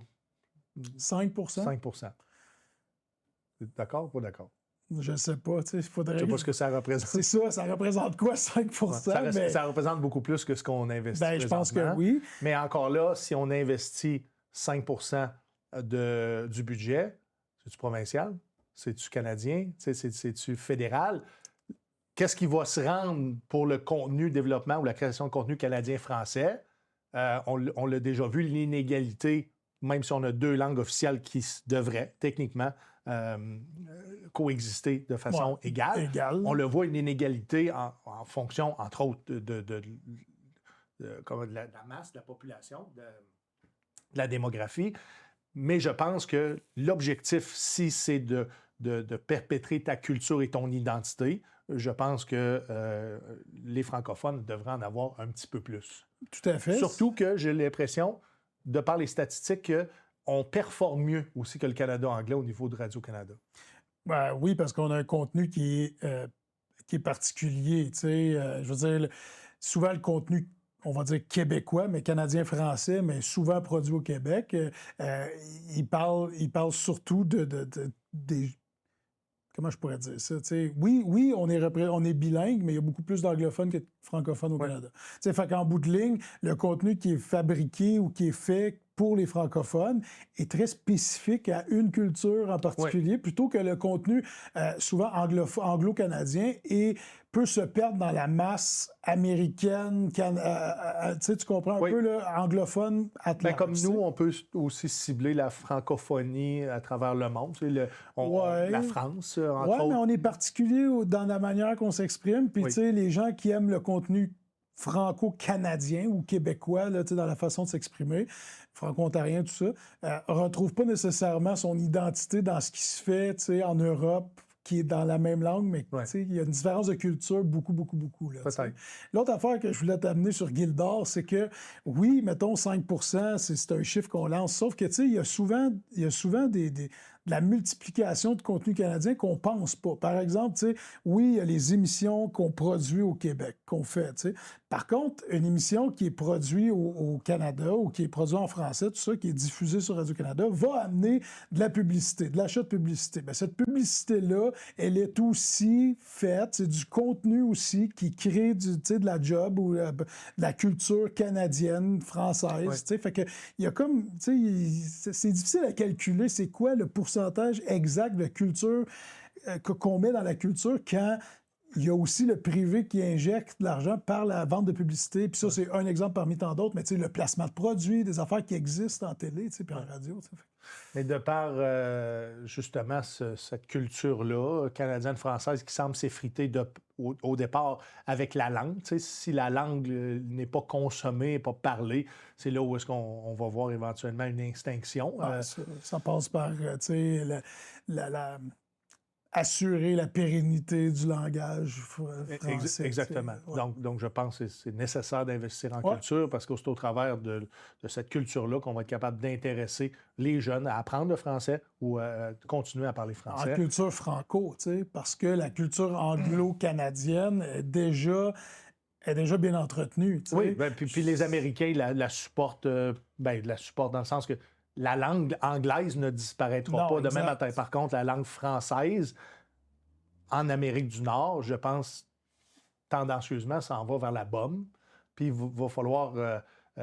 c'est pour ça que, sans me placer les 2 pieds dans un parti politique, là, l'indépendance du Québec, présentement, est au cœur des discussions parce que on ne voit que ça pour sauver l'identité, donc la langue, en passant par la langue, pour le Québec, pour la francophonie canadienne, je pense, dans son ensemble. Je pense qu'on a toujours été le village gaulois du Canada pour la protection du français. Ça favorise aussi les communautés franco-canadiennes. Puis après entrevue, on parlait de celle franco-ontarienne parce qu'on produit ici, justement, dans cette région franco-ontarienne-là. Puis nous, ce qu'on déplore, puis on va travailler pour des médias franco-ontariens, ce n'est pas le cas ici à la TVC 22, mais sachez qu'il y a un protectionnisme au niveau des franco-ontariens, dans le sens qu'ils ne veulent pas, je vais faire une grande généralité, ils n'ont pas beaucoup le goût d'aller piger dans la culture canadienne, française, mais qui se fait à l'extérieur de l'Ontario. Ce qui pourrait favoriser, puis je l'ai souvent dit quand j'étais à l'emploi de Nick FM 94.5, vous avez avantage à faire la promotion de d'autres contenus francophones parce que votre volonté est la même que les autres, c'est de ne pas perdre cette langue française-là. Donc, donnez la possibilité de consommer plus de contenu francophone, donc plus de chances de hooker les jeunes à cette culture-là et de continuer la volonté de voir cette langue française-là toujours vivante au Québec. On a jusqu'à débarquer à Montréal pour réaliser à quel point on va être dans la marde dans 50 ans. Oui, puis souvent, on dit que la culture franco-ontarienne est différente de la culture québécoise. Puis c'est vrai, sauf que la culture québécoise à l'intérieur du Québec est différente d'une région à l'autre aussi. Tu comprends? Ah oui. Fait que de dire qu'on veut protéger, par exemple, les artistes franco-ontariens du côté ontarien, tout ça, au détriment du Québec. Ben non, il devrait y avoir une unité, justement, de dire « Hey, parfait, on est tout ce beau monde francophone-là au Canada, unissons-nous, puis justement, travaillons ensemble. Ouais. » Alors que souvent, « Oh non, nous autres, on fait nos petites affaires, puis on est bien fiers de ce qu'on fait. » Ben oui, mais quelqu'un qui est en Outaouais puis qui fait des trucs francophones à Elmer, il est-tu fier, lui aussi, d'être une culture franco dans un milieu plus anglophone? Je pense qu'on a besoin de se serrer les coudes comme communauté canadienne-française. Puis ça commence par donner la chance de promouvoir autre chose que ce qui se fait chez nous. Puis là, je ne te parle pas du festival franco-ontarien. C'est normal d'engager des franco-ontariens. By the way, vous ne m'avez jamais engagé, puis moi, j'habite ici, tu comprends-tu? Donc ça, c'est un message à ces organisations-là. Vous n'avez pas énormément d'artistes dans la francophonie ontarienne. Il serait peut-être temps d'engager ceux qui décident de vivre sur le territoire. Mais cette montée-là est finie, c'est fait. Tu pourrais la faire commanditer par une laiterie de Castleman. Oui, exactement. De l'Est ontarien. De l'Est ontarien. Je reviens à ta famille. Ouais. Tu as un frère jumeau. Non! On est-tu obligé? Quel âge vous avez, les gars, aujourd'hui? 43. 43 ans. Comment c'était d'arriver au monde avec un frère jumeau? Premièrement, tu le réalises quand? Juste à l'école, dans le fond, que c'est vraiment quelque chose de particulier? Oui, ben, tu sais, en fait, toute l'enfance en très bas âge, qu'est-ce qui est cool, c'est d'être ensemble. Là, je veux dire, je fais bien des jokes avec mon frère. Ça demeure mon meilleur ami pour toute la vie, dans le sens que... Tu vas peut-être le toucher. Peut-être. Je pense pas qu'il est bête. Tu y as déjà dit? Ben oui et non, mais dans le sens que... J'ai l'impression que tu y as jamais dit. Je pense pas que j'ai déjà dit non. Mais tu sais... On partage tellement d'affaires comme frères jumeaux, mais qu'est-ce qui est cool, c'est que, il n'y a pas... Par exemple, tu vas à l'école primaire, quand tu finis ta journée, puis dans notre temps, c'était plus vrai, là, à cette heure, il y a tellement de façons de connecter avec nos amis là, à l'école, mais quand on revenait de l'école, nous autres, on continuait à jouer... ensemble. On avait les mêmes intérêts, on jouait au hockey. Dans le fond, ton meilleur chum ne partait jamais. Ben, c'est ça. Il vivait chez vous. Fait que oui, on a des meilleurs amis communs, là, pas communs, mais chacun de notre côté, qu'on connaît, tout ça. Mais parce qu'on a des personnalités différentes aussi, malgré qu'on est jumeaux. Sauf qu'en bout de ligne, j'ai grandi avec ce gars-là qu'on a des champs d'intérêt pareils. Fait que c'est... Est-ce que vous avez tombé frustré un peu de toujours être pris ensemble? Tu sais, quand il arrive le temps de donner des cadeaux, on va donner les mêmes cadeaux. Quand ça va être le temps d'inviter à quelque part, on va on va les inviter ensemble. Tu sais, de ne pas nécessairement tout de suite, de facto, avoir ta propre personnalité, d'être pris à part entière, mais tu es pris en couple. Ouais. Pas tant, parce que, tu sais, on dealait bien avec ça. Là. On comprenait c'était quoi le fait d'être C'est un avantage ou c'est un désavantage? Je pense que c'est ni l'un ni l'autre, dans le sens que, tu sais, c'est plus quand on a découvert qu'on avait des personnalités quand même assez différentes. Mon frère est beaucoup plus cartésien, beaucoup plus, tu sais, je dis qu'il est bête. C'est pas qu'il est bête, c'est qu'il a son côté sérieux est plus sérieux que le mien, tu sais, comme par exemple... Ça sans rire. Oui, puis quand, tu sais, mettons dans le hockey, mon frère coach au hockey, recruteur aussi pour le Dracard de Bécomo. Oui. Quand il met une business, là, puis qu'il parle de hockey, là, il met une business, puis il connaît ça, tu sais, puis il est bon dans ce qu'il fait, puis tu sais, il est focus, il est impliqué, tu sais. Moi, mon côté sérieux, il est quand même plus loufoque que lui, tu sais, dans ma personnalité. Fait que oui, je suis capable même de si tu fais quelque chose de sérieux, tu vas crack une joke entre les deux. Je vais le faire dans la bonne humeur, tu sais, je vais quand même avoir un sourire d'en face, tout ça. Lui, des fois, quand il met une business, il met une business, tu sais. Très sérieux. Il est très sérieux dans ce qu'il fait, puis il développe ses affaires, puis c'est parfait, tu sais. Puis avec le podcast qu'on fait ensemble dernièrement, on parle de sport, tout ça, ça y amène ce petit côté-là un peu plus laissé aller, justement, tu sais. Puis je pense qu'il apprécie ça, lui aussi. Je le vois, son changement. Tu sais, il fait des jokes le comportement, oui. Ouais, tu sais, fait que je pense qu'il s'épanouit dans ce projet-là, tu sais, au-delà de la connaissance, parce que... Puis je pense pas qu'il aurait été là sans que tu l'amènes là non plus. Non, ben tu sais, il me le dit souvent aussi, il dit, tu sais, quand on fait les entrevues, il dit, moi, je serais perdu si t'étais pas là, tu sais, mais je dis, c'est normal, tu sais, moi, j'en ai fait beaucoup. C'est l'expérience de ça, l'intérêt aussi, l'intérêt de... Tu sais, puis là, on fait une entrevue ensemble, tu relances la discussion, tout ça. Ça, c'est un mécanisme qui se développe, là, tu sais. Avec deux animateurs, c'est facile à faire. Ben oui, mais tu sais, je suis sûr que quand tu as commencé, peu importe ça aurait été qui ton invité, le relancement de la discussion, tout ça, parce que j'ai dit quelque chose qui t'a accroché vers quelque chose, commencé, ça vient pas naturellement, tu sais. J'étais tellement trop préparé. Tu suivais le pacing. Ben oui, puis quand tu es préparé, tu te dis, OK, ben je veux placer tout ça, mais il y a pas moins de fluidité, surtout quand tu commences, que si tu bloques pas la discussion parce que tu as un autre point à plugger. Parce que si tu as une bonne discussion, exploite ta discussion, puis après ça, on ira voir si on a du temps pour les autres points. Puis sinon, ça serait un autre rendez-vous. Puis c'est la beauté du podcast. C'est comme tu peux t'asseoir 50 heures avec quelqu'un puis jaser. Puis il va toujours avoir quelqu'un intéressé à ce qu'on va dire. Ah, tout à fait, tout à fait. Mais donc, mon frère, c'était pas un curse, c'était vraiment positif. Oui, c'était tout à fait positif. Pour les deux, ton frère, tu as vécu ça la même chose? Je pense que oui, tu sais, tu l'inviteras, mais... Non, parce qu'il y a une petite berbête. Mais tu sais, je pense que oui, je pense que c'est un peu comme moi, tu sais, oui, il y a des journées que tu fais comme « Ah ouais, c'est plate en tabarouette de recevoir le même cadeau de Noël, tu sais, parce que là, ton frère le déballe plus vite que toi, tu fais comme « OK, ouais, c'est ça. » Je m'attends à avoir ça dans la boîte de même grosseur, tu sais, tu comprends? Fait que oui, d'être habillé pareil, tu sais. Vous avez des intérêts communs, mais vous avez aussi des intérêts séparés, ce qui fait que quand tu offres un cadeau commun, il est possible que ça plaise plus à un qu'à l'autre. C'est ça que si j'avais été jumeau, j'aurais probablement tué mon jumeau. Mais mes parents étaient bons aussi là-dedans, tu sais, comme souvent, tu sais, je te donne un exemple, une année à Noël, on a reçu chacun, c'était dans les premières années, c'était l'année que les Sharks de San Jose sont arrivés dans la Ligue nationale, 91. C'était beau, ce logo-là. 91, c'était 92. Beau jersey. Très beau Pat jersey. Fallow, numéro 17. Pat Fallow. Tout le monde l'a eu. Fait que nous, on aimait justement le teal, la couleur des Sharks, c'était cool à ce moment-là, tout ça.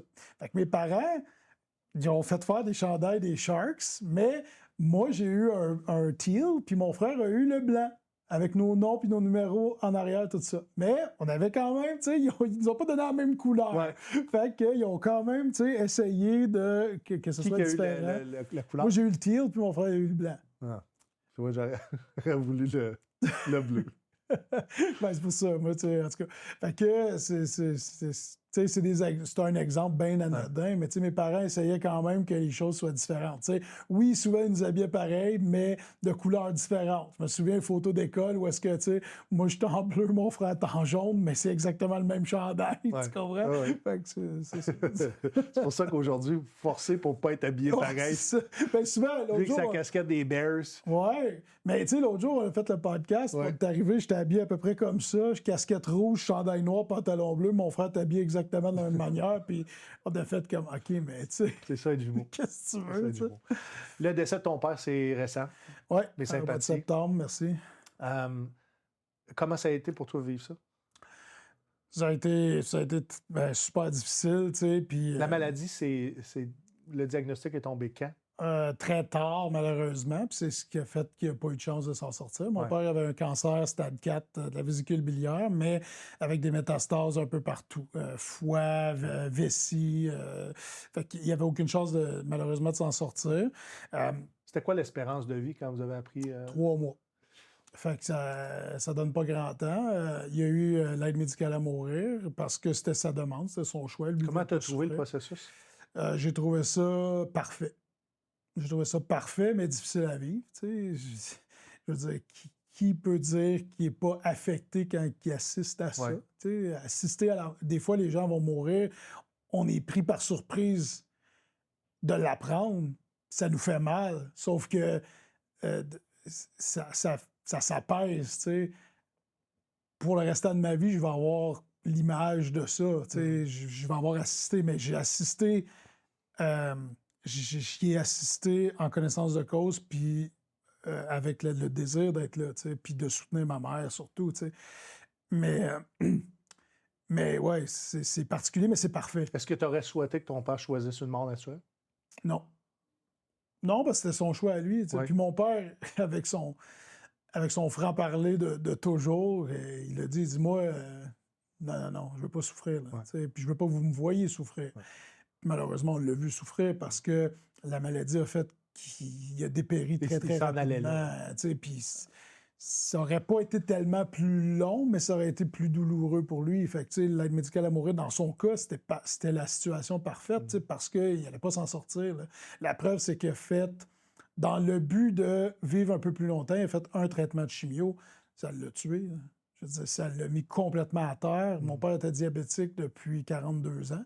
Ça a fait monter son taux de sucre. Il était hospitalisé pendant 1 an complet. Fait qu'il a perdu Pas de la un an, une qualité de semaine vie complète. au détriment de peut-être un mois de plus. Exactement. Ouais. Tu sais. Ok. Fait que ça l'a. Puis quand Dans il est son cas, sorti, ça a été peut-être une mauvaise décision. ouais, ben, une mauvaise décision. Il voulait l'essayer. C'était Ouais. lui, c'était ça. Tout Mais au c'est sa long de ça, décision. c'était sa décision à lui. Étiez-vous tous d'accord avec ces décisions où il y a des gens qui étaient mitigés, qui étaient... Ben, la chimio, je pense que, tu sais, on était d'accord au moment, mais après, tu fais comme, OK, mais avoir su, tu sais. Ouais, c'est ça. Fait que dans l'inconnu de la situation que ça allait créer, on était d'accord, mais tu sais, si on avait su, puis personne ne pouvait le savoir, parce que c'est pas tout le monde qui réagit pareil à de la chimio, là, Ouais. puis ça, c'était important de comprendre ça. Surtout, là. c'est de la chimio pour Prolonger. c'est pas de la chimio pour souhaiter une rémission. C'est ça. Donc, ça vient avec des impacts.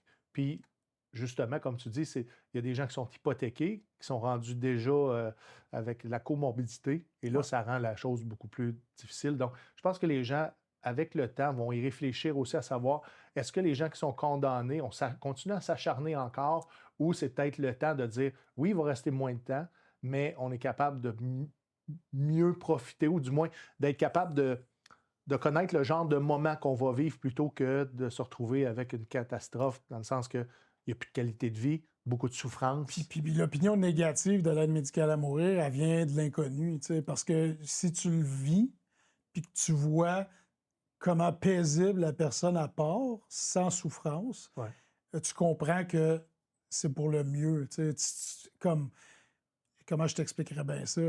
J'ai vu mon père s'endormir sur son divan de la même manière qu'il s'endormait à tous les soirs. Souvent dans ma face, pendant que j'étais là, tu comprends? Puis Comme toi, je suis convaincu, tu peux dormir dans la face de ta famille. Hey, c'est héréditaire, ça, c'est clair. Ouais. Mais, tu sais, quand la dame, elle a expliqué que à la première dose, mon père allait tomber dans un sommeil profond, puis qu'il allait ronfler. La première fois qu'on lui a dit, c'est « Ah, il n'y aura pas de 30 changements avec Quand on l'a invité à Noël. » Fait que, puis au-delà de ça, mon père, c'était un gars qui voulait pas... Puis il nous l'a dit, tu sais. Il n'aurait pas voulu qu'on s'acharne, il n'aurait pas voulu qu'on soit triste, oui, qu'on vive notre deuil, mais il voulait qu'on garde le positif de lui. Fait que tout au long de ce processus-là, il a toujours continué, malgré que la communication était difficile, tout ça. Il a toujours gardé son sens de l'humour. Il a toujours été la même personne qu'il était. Ce qui a amené que nous autres, on a fait des blagues là-dessus. Puis mon père, aujourd'hui, tu sais, t'étais là quand j'ai parlé de mon père en spectacle d'humour. Les gens dans la salle n'étaient pas prêts. Je trouvais que c'était tôt. Moi, j'étais prêt, par exemple, parce que mon père aurait été prêt. Tu comprends? Mon père aurait été prêt à ce que je parle de ça. Tu sais, il est arrivé des situations... Surtout que ton gars était à côté de toi, en plus. Oui, mais lui aussi était prêt à ça, tu comprends? Tu y avais parlé avant. Oui, il savait où je m'en allais avec ça, puis il riait de la situation. Tu sais, je te donne un exemple, mais on a fait des blagues avec ça, mais mon père était diabétique et atteint d'un cancer. Puis l'aide médicale à mourir fait que c'est quand même une docteure qui vient à la maison pour procéder à son acte médical, tout ça. Fait que, tu sais, une des blagues que je faisais, c'est malgré le fait que mon père était diabétique et avait le cancer, c'est quand même Madame Thibault qui l'a tué, tu sais. Bon, toi puis moi, on en rit puis on trouve ça drôle. Ben, je me permets d'en rire parce que je suis proche de vous autres. Sinon, je ne me permettrais pas d'en rire. C'est ça qui était le problème quand j'ai parlé de ça en spectacle. Moi, j'étais prêt à le faire. Moi, je trouvais ça drôle. Puis mon père aurait trouvé ça incroyablement drôle aussi. Il serait bidonné complètement à entendre ce joke-là. Mais c'est ça. Mais au travers de ça, l'aide médicale à mourir, ça amène tout le côté apaisant. C'est fait dans le respect. Tu sais, même que la docteure, quand elle est arrivée, elle a demandé, elle a dit, voulez-vous avoir un temps de recueillement avec votre père avant, puis tout ça, puis on avait déjà eu ce moment-là avec lui, tu sais, puis tu sais, les derniers mots de mon père officiels ont été « replacer ma couverte », tu sais. Puis ça aussi, on en rit parce que ça n'a pas été une parole qu'on va se souvenir qu'on aurait pu graver sur sa vie. Il voulait juste être comme, là, je suis en bobette, tu sais, devant la docteur, replacer ma couverte, s'il vous plaît, tu sais. Fait qu'il y avait de... Comment t'appelles ça, non? Il y avait de la fierté jusqu'à la fin. Oui, exactement. Ben oui. Ben oui. Est-ce que ça t'a rapproché de ton frère? Oui, le podcast est né de... On en avait parlé un petit peu avant, mais... le coup de pied pour faire comme on le fait, puis ma décision de quitter la radio pour mon projet personnel, c'est venu de la maladie de mon père. Pas son décès, mais tout ce qui a précédé. Ça a été beaucoup de changements cette année pour toi, parce que tu étais animateur, co-animateur, en fait, d'une émission sur les ondes de Cogeco dans l'Outaouais, 104.7 FM, qui s'appelle, je ne veux pas le saboter. Le local sportif. Le local sportif. Je l'ai déjà saboté une fois. Je voulais m'assurer que je ne t'appelais pas deux fois. Et je pense que rapidement, dans cette émission-là, tu as pris ta place et tu es un passionné de sport. Tu souhaitais avoir un contrat. C'est ce qui m'a fait sortir de là en plus, parce que, tu l'as dit, j'ai pris ma place, avec l'équipe, pas tout seul. Tu étais pertinent dans tes interventions. Oui, puis on a modelé l'émission d'une manière un peu plus différente, plus accessible, plus le fun, plus drôle, plus whatever, comment qu'on peut le dire. Plus humeur que trop sérieux comme G. Exactement. G qui est ton frère. Oui.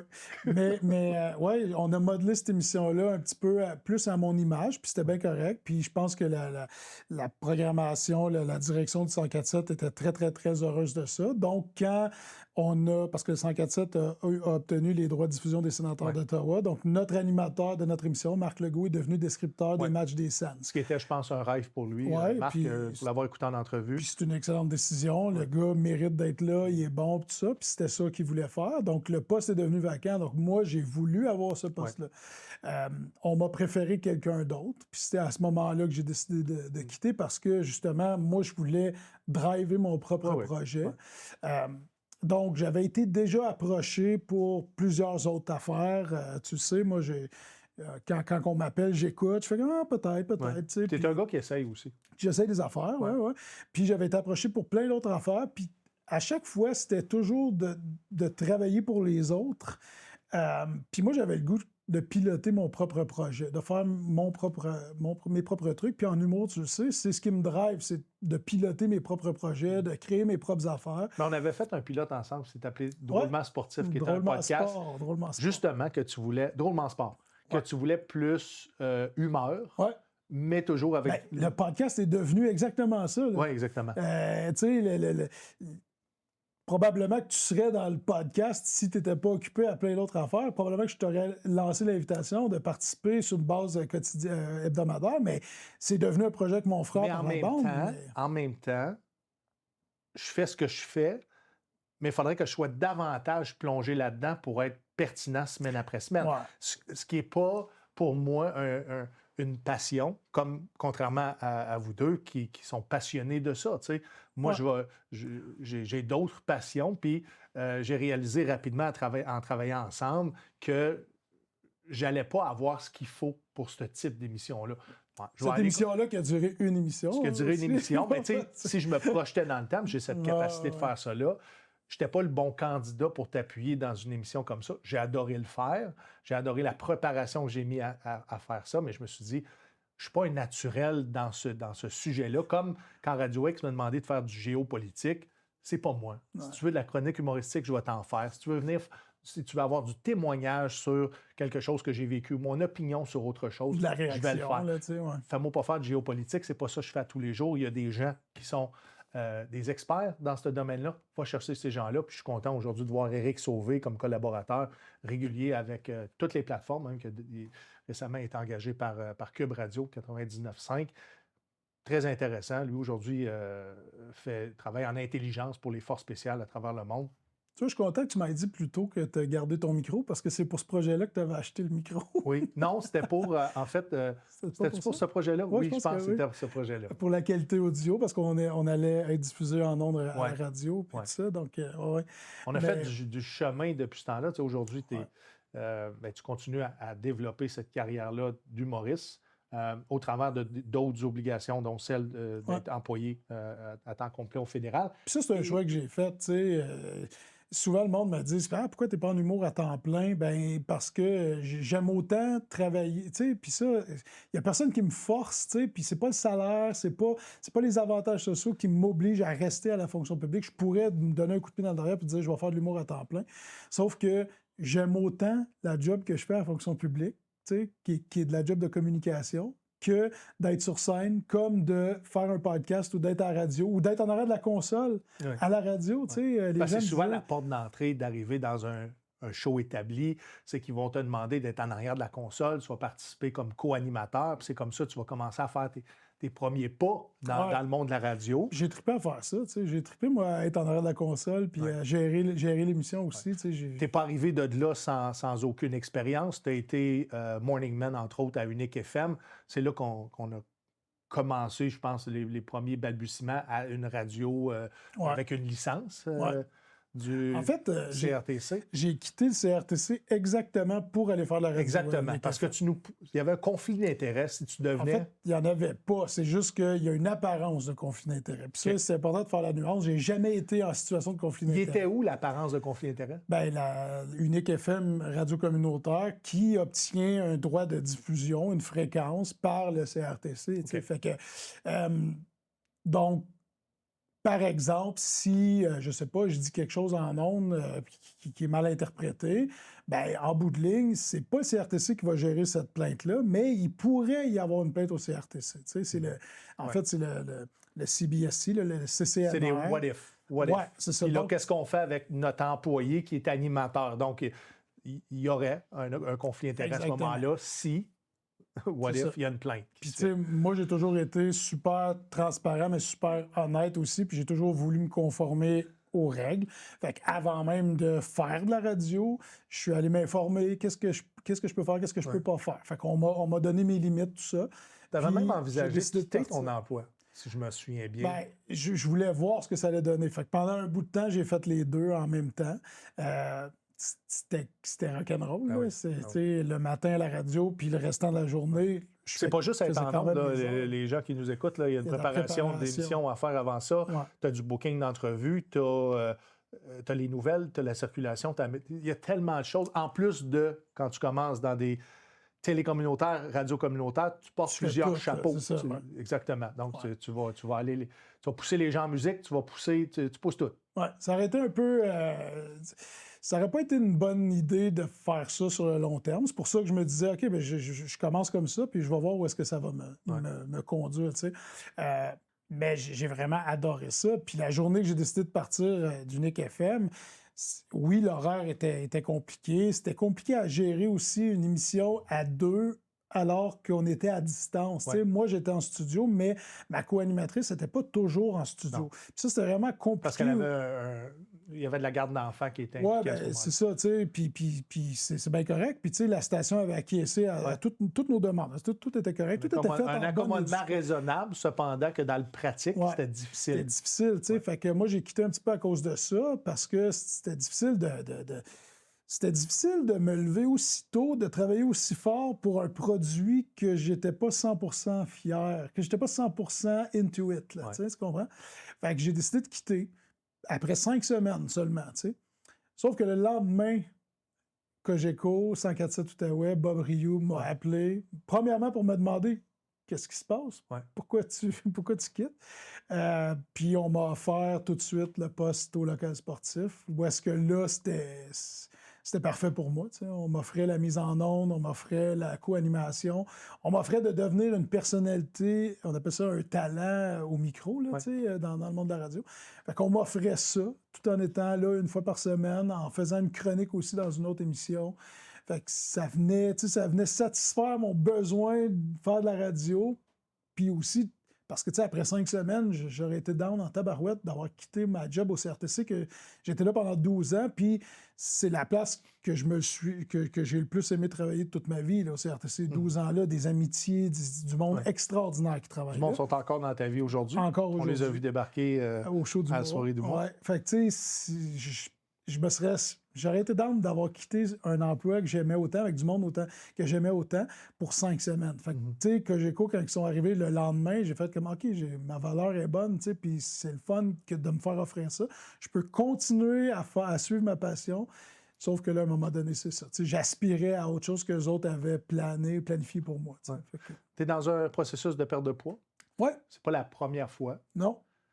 Est-ce que ça vient du décès de ton père de vouloir améliorer ta santé globale? Ça vient plus d'un diagnostic de diabète, comme mon père a eu. Mon père a eu un diagnostic de diabète exactement à la même âge que moi. Okay. Fait que, est-ce qu'il était en bon point, ton père? Il l'était au moment où est-ce qu'il a eu son diagnostic, mais après ça, il y a vraiment... Mon père, à la fin, était en super forme, là, il a perdu du poids, tout ça, son sucre était bien régi, là, tout se passait bien, tout ça. Fait que, c'est cette influence-là.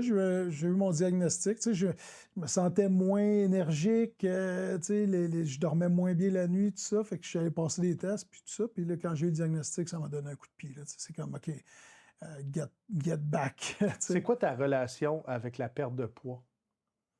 Est-ce que c'est quelque chose qui est ultra difficile? Ça se passe au niveau de l'alimentation? Oui, c'est ça qui est le pire, c'est que moi, je perds du poids facilement. Il y a du monde là, qui vont rusher toute leur vie pour perdre du poids. Moi, je perds du poids facilement. Fait que là, je me suis donné cet objectif-là. Ça va super bien. Ma conjointe, ma blonde est formidable. Elle m'appuie là-dedans. Elle aussi, elle a décidé de changer un peu ses habitudes pour aller m'aider aussi là-dedans. Tout ça. Fait que, moi, là, j'ai été sportif toute ma vie, puis à un moment donné, j'ai arrêté complètement. J'ai arrêté de faire du sport, j'ai arrêté de jouer au hockey. Là, j'ai pris du poids. J'étais, si on veut... J'ai jamais eu le physique d'un athlète, mais j'ai toujours été un bon sportif. Dans le sens que j'ai toujours été capable de faire tous les sports, puis m'intéresser. Je m'intéressais à un sport, je l'essayais une fois, je n'étais pas pire la première fois. C'est ça qui régularisait ton métabolisme, le fait que tu sois très actif. Exact. Mais tu as une morphologie plus lente. C'est ça. On arrivait à un équilibre. Là, si tu quittes le sport, la quantité de nourriture, il y en a trop pour ce que tu es capable de dépenser. Puis c'est là où est-ce qu'il crée un déséquilibre. Puis j'ai été un outre-mangeur, là. C'est une maladie non diagnostiquée qui existe. Manger tes émotions? Manger jusqu'à être plein tête, là, tout le temps. Là, ça, c'est une... Est-ce que tu le faisais? Parce que moi aussi, j'ai des problèmes alimentaires toute ma vie. J'ai été un yo-yo toute ma vie. Et si aujourd'hui, on me voit plus mince, c'est grâce à Ozempic et ses dérivés. Mais on ne te voit pas plus mince parce que la télé donne 10 livres. Non, mais cette relation-là, pour moi, a toujours été difficile. Je me souviens même pas de la question que je voulais te poser. Tu me demandais si ça avait été difficile, mon alimentation, les troubles alimentaires, tout ça. Mais oui, ça a tout le temps été par comme rapport ça. à quand tu te sentais plein. Tu sais, d'arriver jusqu'à se fouler au complet pour ressentir en fait cet inconfort-là que tu as dans ton estomac qui pouvait overrider des pensées négatives, un état anxieux. J'ai l'impression que moi, j'ai mangé beaucoup pour ça. Oui, mais tu t'appelles pas ça comme ça. Non, tu le réalises plus tard. C'est ça. Quand tu fais de la psychothérapie. Puis... t'appelles pas ça manger tes émotions. T'es juste dans un sentiment où c'est bon manger. T'sais. Puis après ça, après ça, tu regrettes. Tu fais comme, j'aurais pas dû. T'sais. À la base, mais tu recommences. T'aimes manger. On pourrait tous se dire épicurien au début. Ouais, ça, c'est le côté, ceux qui... tomber dans l'obésité. Ouais, c'est ça. Mais si on est honnête, en tout cas, pour ma part, j'aime ça que tu l'aies expliqué parce que ce sentiment-là, cet inconfort-là au niveau d'avoir outre-mangé, faisait en sorte que j'avais beaucoup plus facilité de tomber endormi. Ouais. Puis c'était souvent ça. Je me bourrais à la fin pour être capable d'aller faire dodo parce que dans mon corps, il s'opérait quelque chose qui n'était pas favorable, mettons, à relaxer ou à mon sommeil. Puis je me récompensais beaucoup dans ce sens-là, mais à la base, parce que j'aimais aussi beaucoup manger. Donc, félicitations pour cette volonté-là de... Donc, on wood, là, on continue à faire attention. Continue, mais je pense que ça va être toujours un défi de par ton métabolisme. Puis j'ai recommencé à arbitrer au hockey, d'ailleurs, pour ça, parce que je jouais dans une petite ligue de garage l'année passée. Après mon diagnostic de diabète, j'ai perdu quasiment 50 livres, Puis... ça allait plutôt bien, tout ça. Puis à un moment donné, j'ai atteint un plafond, là, un plancher. Puis là, je trouvais que c'était difficile. Là, je me disais, OK, il faut que je change un petit peu mes habitudes parce que là, ces habitudes-là font que je perds moins de poids. Puis là, j'ai dit, on va recommencer à jouer au hockey un petit peu. Fait que là, j'ai recommencé à jouer au hockey dans une ligue de garage. Puis cette année, il manquait un arbitre. Puis moi, j'ai arbitré, quand j'étais plus jeune, j'ai arbitré pendant 15 ans, là, au hockey mineur, puis tout ça. Puis je montais les échelons, puis j'ai fait du bon calibre, puis tout ça. Puis là, je me disais, quelle bonne façon de perdre plus de poids, être plus souvent sur la glace, être tout le temps sur la glace, je vais patiner plus, je vais dépenser plus d'énergie. Puis c'est comme ça que j'ai décidé cette année d'arbitrer ma gang de chums. En même temps, tu fais quelque chose que tu aimes, tu es passionné. Tu sais, j'ai repris mon cours pour le hockey mineur aussi, fait que je fais des petits matchs ici puis là. Là, tu es payé 28$ par partie. Puis ça, c'est plus mon côté, c'est plus mon côté redonner à la communauté, ça. Parce que quand j'ai su à quel point ça coûte cher de faire venir des arbitres de l'extérieur pour une petite localité comme d'où est-ce que je viens, je fais comme tabarouette, si moi je peux faire quelques matchs de hockey, là, qui fait réduire le coût des arbitres, qui va faire réduire le coût des inscriptions, qui va peut-être amener à des inscriptions supplémentaires si ça coûte moins cher, tout ça. Pourquoi je le ferais pas? Mon but, c'est de me mettre en forme, de faire ça. Tu aimes ta communauté, la raison pour laquelle tu es demeuré là. Si tu n'aimais pas ça, tu serais parti. Je ne répéterai pas une blague que tu fais souvent sur scène parce que tu restes en région. Ou est-ce que tu dis que tu as déjà rentré ton bras dans le cul d'une vache? Ouais. Je ne donnerai pas la suite, je vais laisser aux gens l'imagination. l'imaginer. Mais il y avait le mot cousine dans cette blague-là. Je ne sais pas si ça se dit à TV, mais moi, je l'ai toujours trouvé très drôle. Ouais. Mais c'est ton amour pour la campagne, ton amour pour les gens au travers. En fait, je pense que c'est une des raisons pourquoi tu fais de l'humour. Je pense que tu as envie de connecter avec les gens. Je pense que tu aimes énormément l'humain. Ouais, la preuve, c'est que, tu sais, toi, tu es un travaillant en humour. Peut-être pas comme tu voudrais, mais tu es un travaillant. Tu écris beaucoup, tu peaufines tes affaires, tout ça. Puis ça c'est remarquable. J'ai envie de ça. Moi, je vais dire ça comme ça, puis c'est pas pour me vanter. Moi, je suis un doué paresseux. Fait que quand j'ai commencé en humour, ça a tout de suite fonctionné à cause de plein d'affaires. Ma bouille sympathique, et le fait que je suis un peu anti-casting, je suis un gros bonhomme, puis j'arrive sur scène, puis je suis quand même assez nounours, je suis rouge, je suis une minorité visible. Mais mes premiers numéros en humour, ça a été des premiers jets. Donc, des versions 1 qui ont marché tout de suite. ça m'a pas incité à travailler plus en humour. Ça m'a incité à garder la même formule. Tu comprends? Parce que c'était une formule gagnante. C'est une formule gagnante. Ouais. Ça marchait tout ça. Avec le temps, j'ai peaufiné, là, c'est sûr. J'ai changé ma méthode de travail là, un petit peu parce que ça peut pas fonctionner sur De le toute façon, long terme. l'humour au Québec est tellement compétitif. Exactement, tu sais.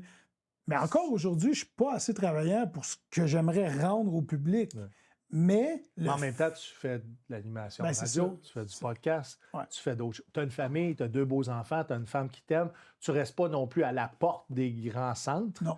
Donc, le temps de transport aussi est énergivore. À un moment donné, il y a 24 heures d'une journée. C'est ça, Bon. c'est ça. Mais tu comprends un peu ce que je veux dire, c'est dans le sens que j'aime les gens, j'aime qu'ils passent une bonne soirée, puis j'aimerais ça leur en donner encore plus. Ouais. Sauf que l'animation, ce que ça me permet, c'est, oui, de travailler sur du contenu humoristique, mais aussi de leur jaser. Puis tu l'as vécu parce que tu as animé notre show. Puis Oui. là, je dis notre show parce que c'est pas mon show, c'est notre show. Moi puis Steven, Je l'ai dit que c'est pas notre show, mais c'est le show des gens qui ont décidé qu'on avait un happening maintenant à Tursault. J'espère que les propriétaires vont reconduire le spectacle. Oui, on revient en janvier. Ça, OK, c'est ben, sûr. tu nous fais une annonce officielle exclusive. On revient pour une autre série de spectacles mensuels. Je sais que c'est très local, mais c'est un beau petit pub. Café Léo, on va les plugger dans la région de Tursault. À Tursault, Dans la ville de 169 Tursault. rue Galipo. Ouais. Des gens Belle extraordinaires. On est accueillis là comme des rockstars. Et les gens ont embarqué dans cette aventure-là. Puis je dirais qu'il y a une fibre familiale. Il y a un beau...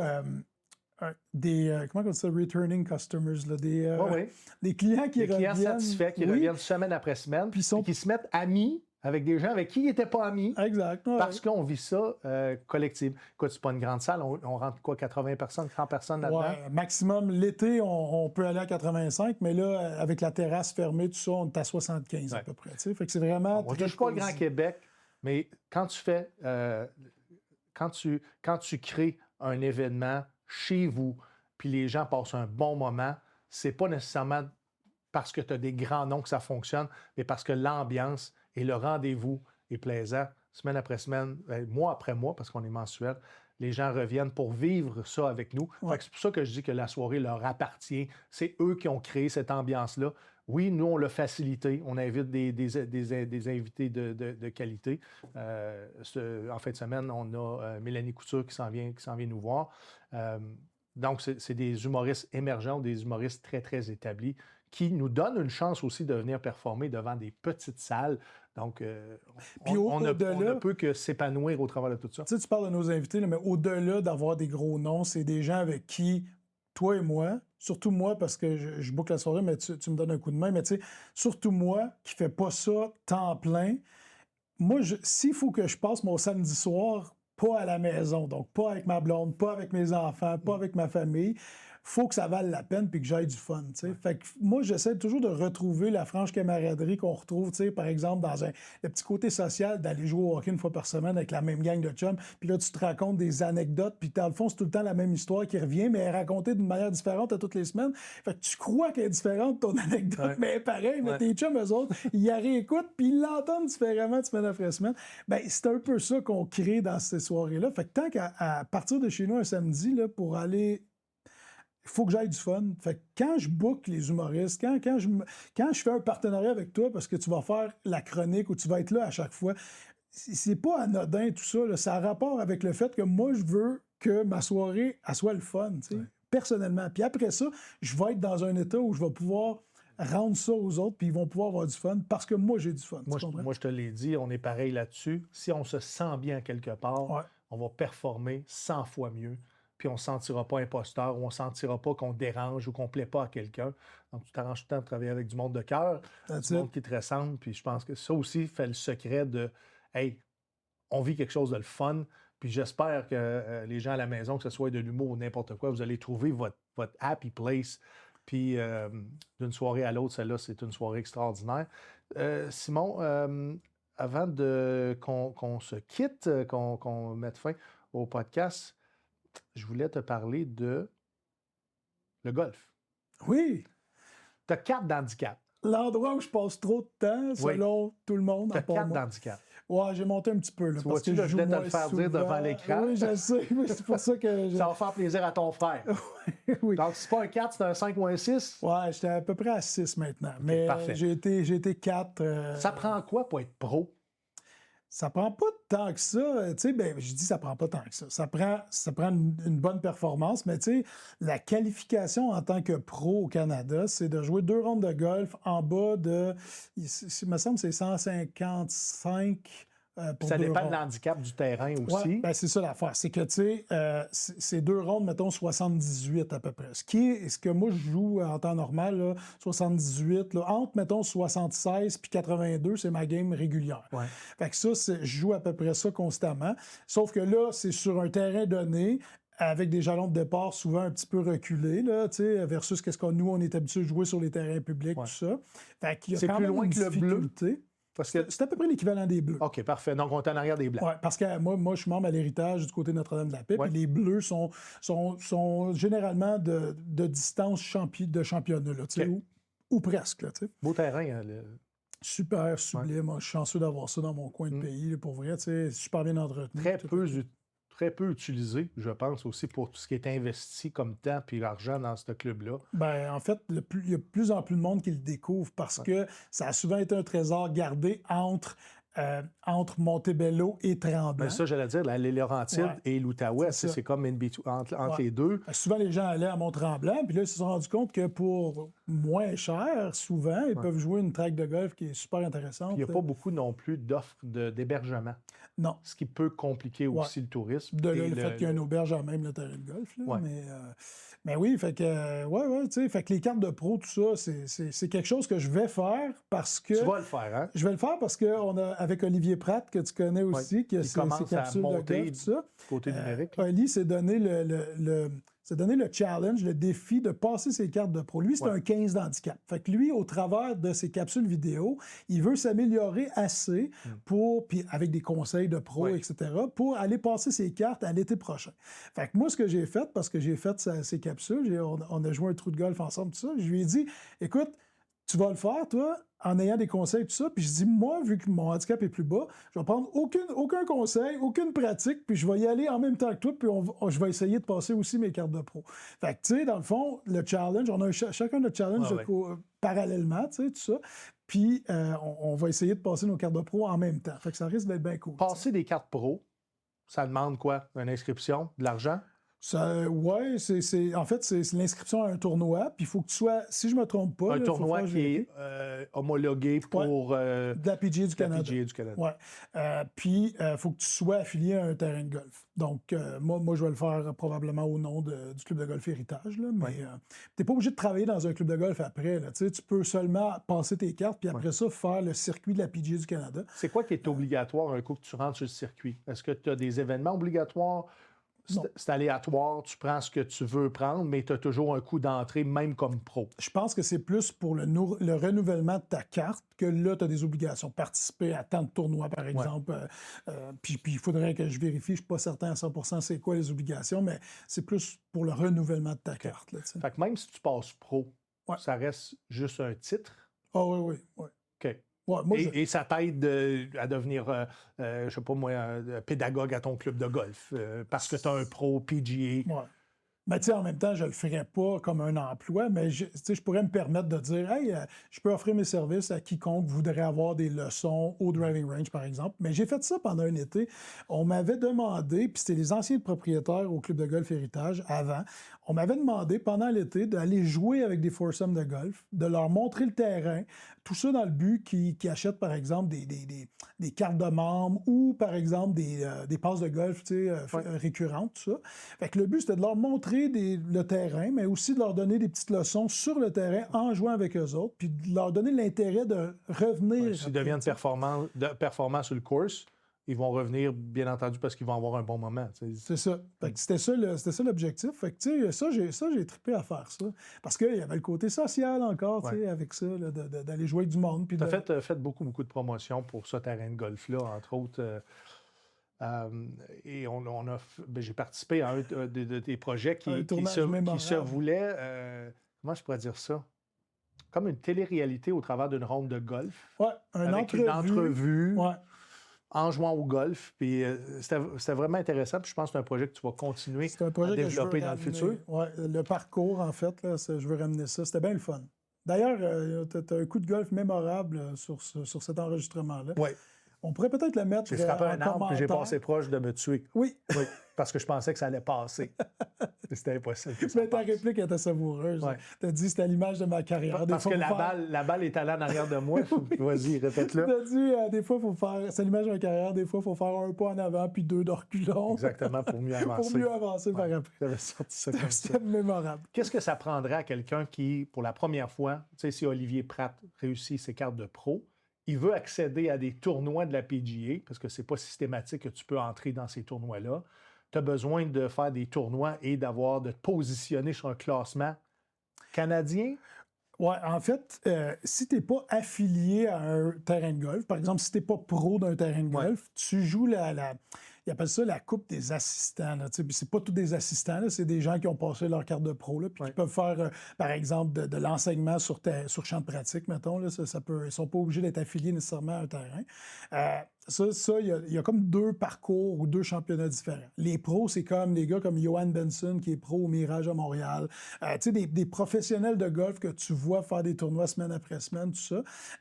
Eux autres jouent la coupe principale des pros, des professionnels. Sur le côté parallèle, un gars comme Oli ou moi, par exemple, on pourrait aller faire des tournois sporadiquement un peu partout, qui n'a pas nécessairement un classement, mais que une semaine donnée, il y a un événement où est-ce que tout le monde se rassemble, puis là, tu peux t'inscrire puis jouer, puis essayer de gagner ce tournoi-là en particulier, mais pas un championnat sur la saison. Fait que ça, il y a des possibilités pour ça aussi.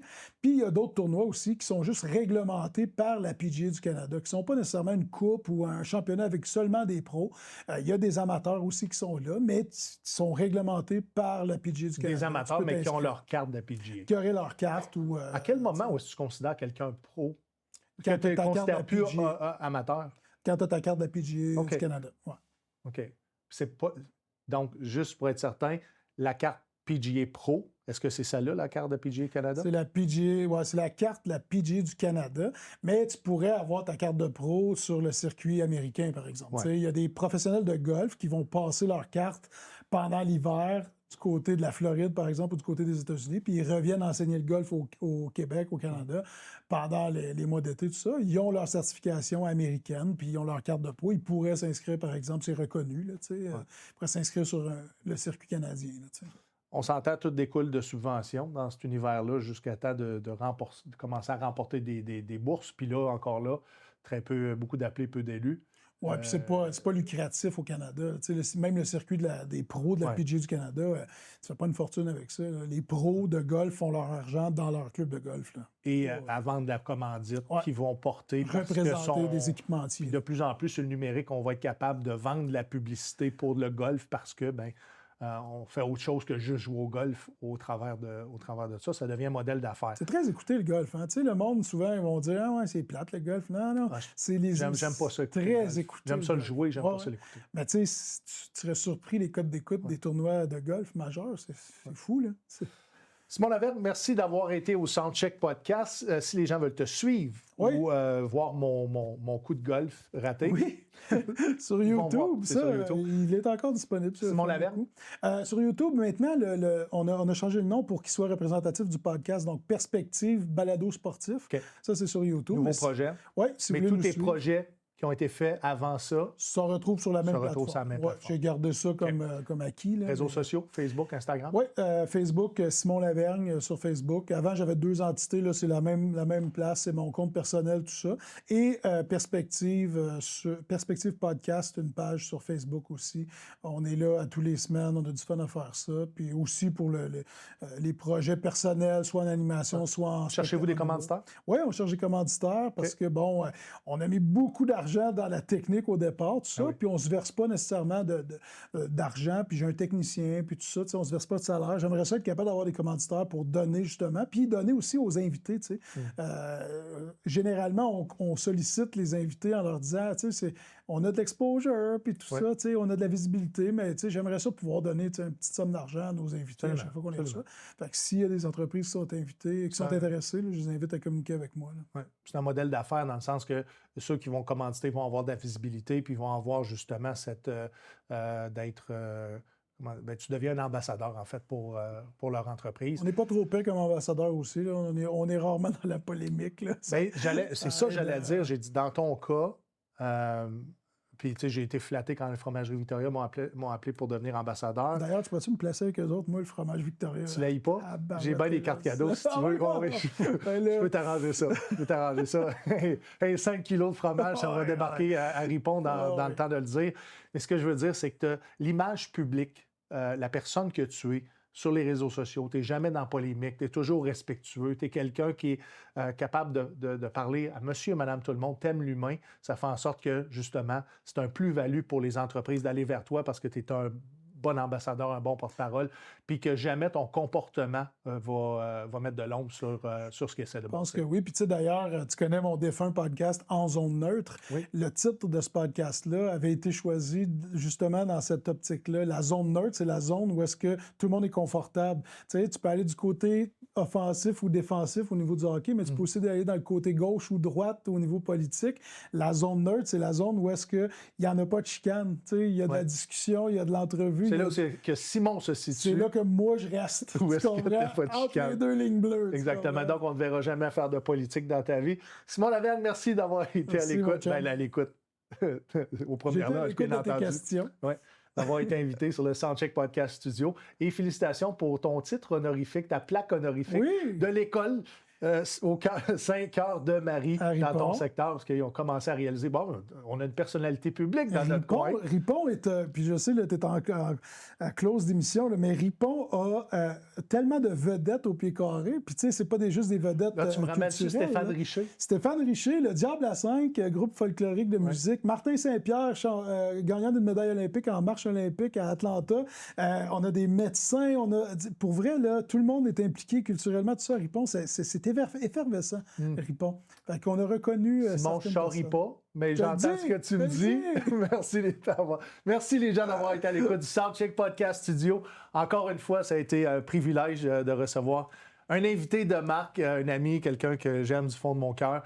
Allez vous abonner à ses réseaux sociaux. Abonnez-vous à nos réseaux sociaux, Facebook, Instagram, TikTok, Steven Bilodeau humoriste. Sinon, la chaîne YouTube, le Soundcheck Podcast. Et abonnez-vous aussi à la chaîne YouTube de TVC22 où tout le contenu est placé là de façon gratuite, disponible en temps réel. Pour ceux qui étaient en live, merci d'avoir été là et on se revoit pour une autre émission du Soundcheck Podcast Studio.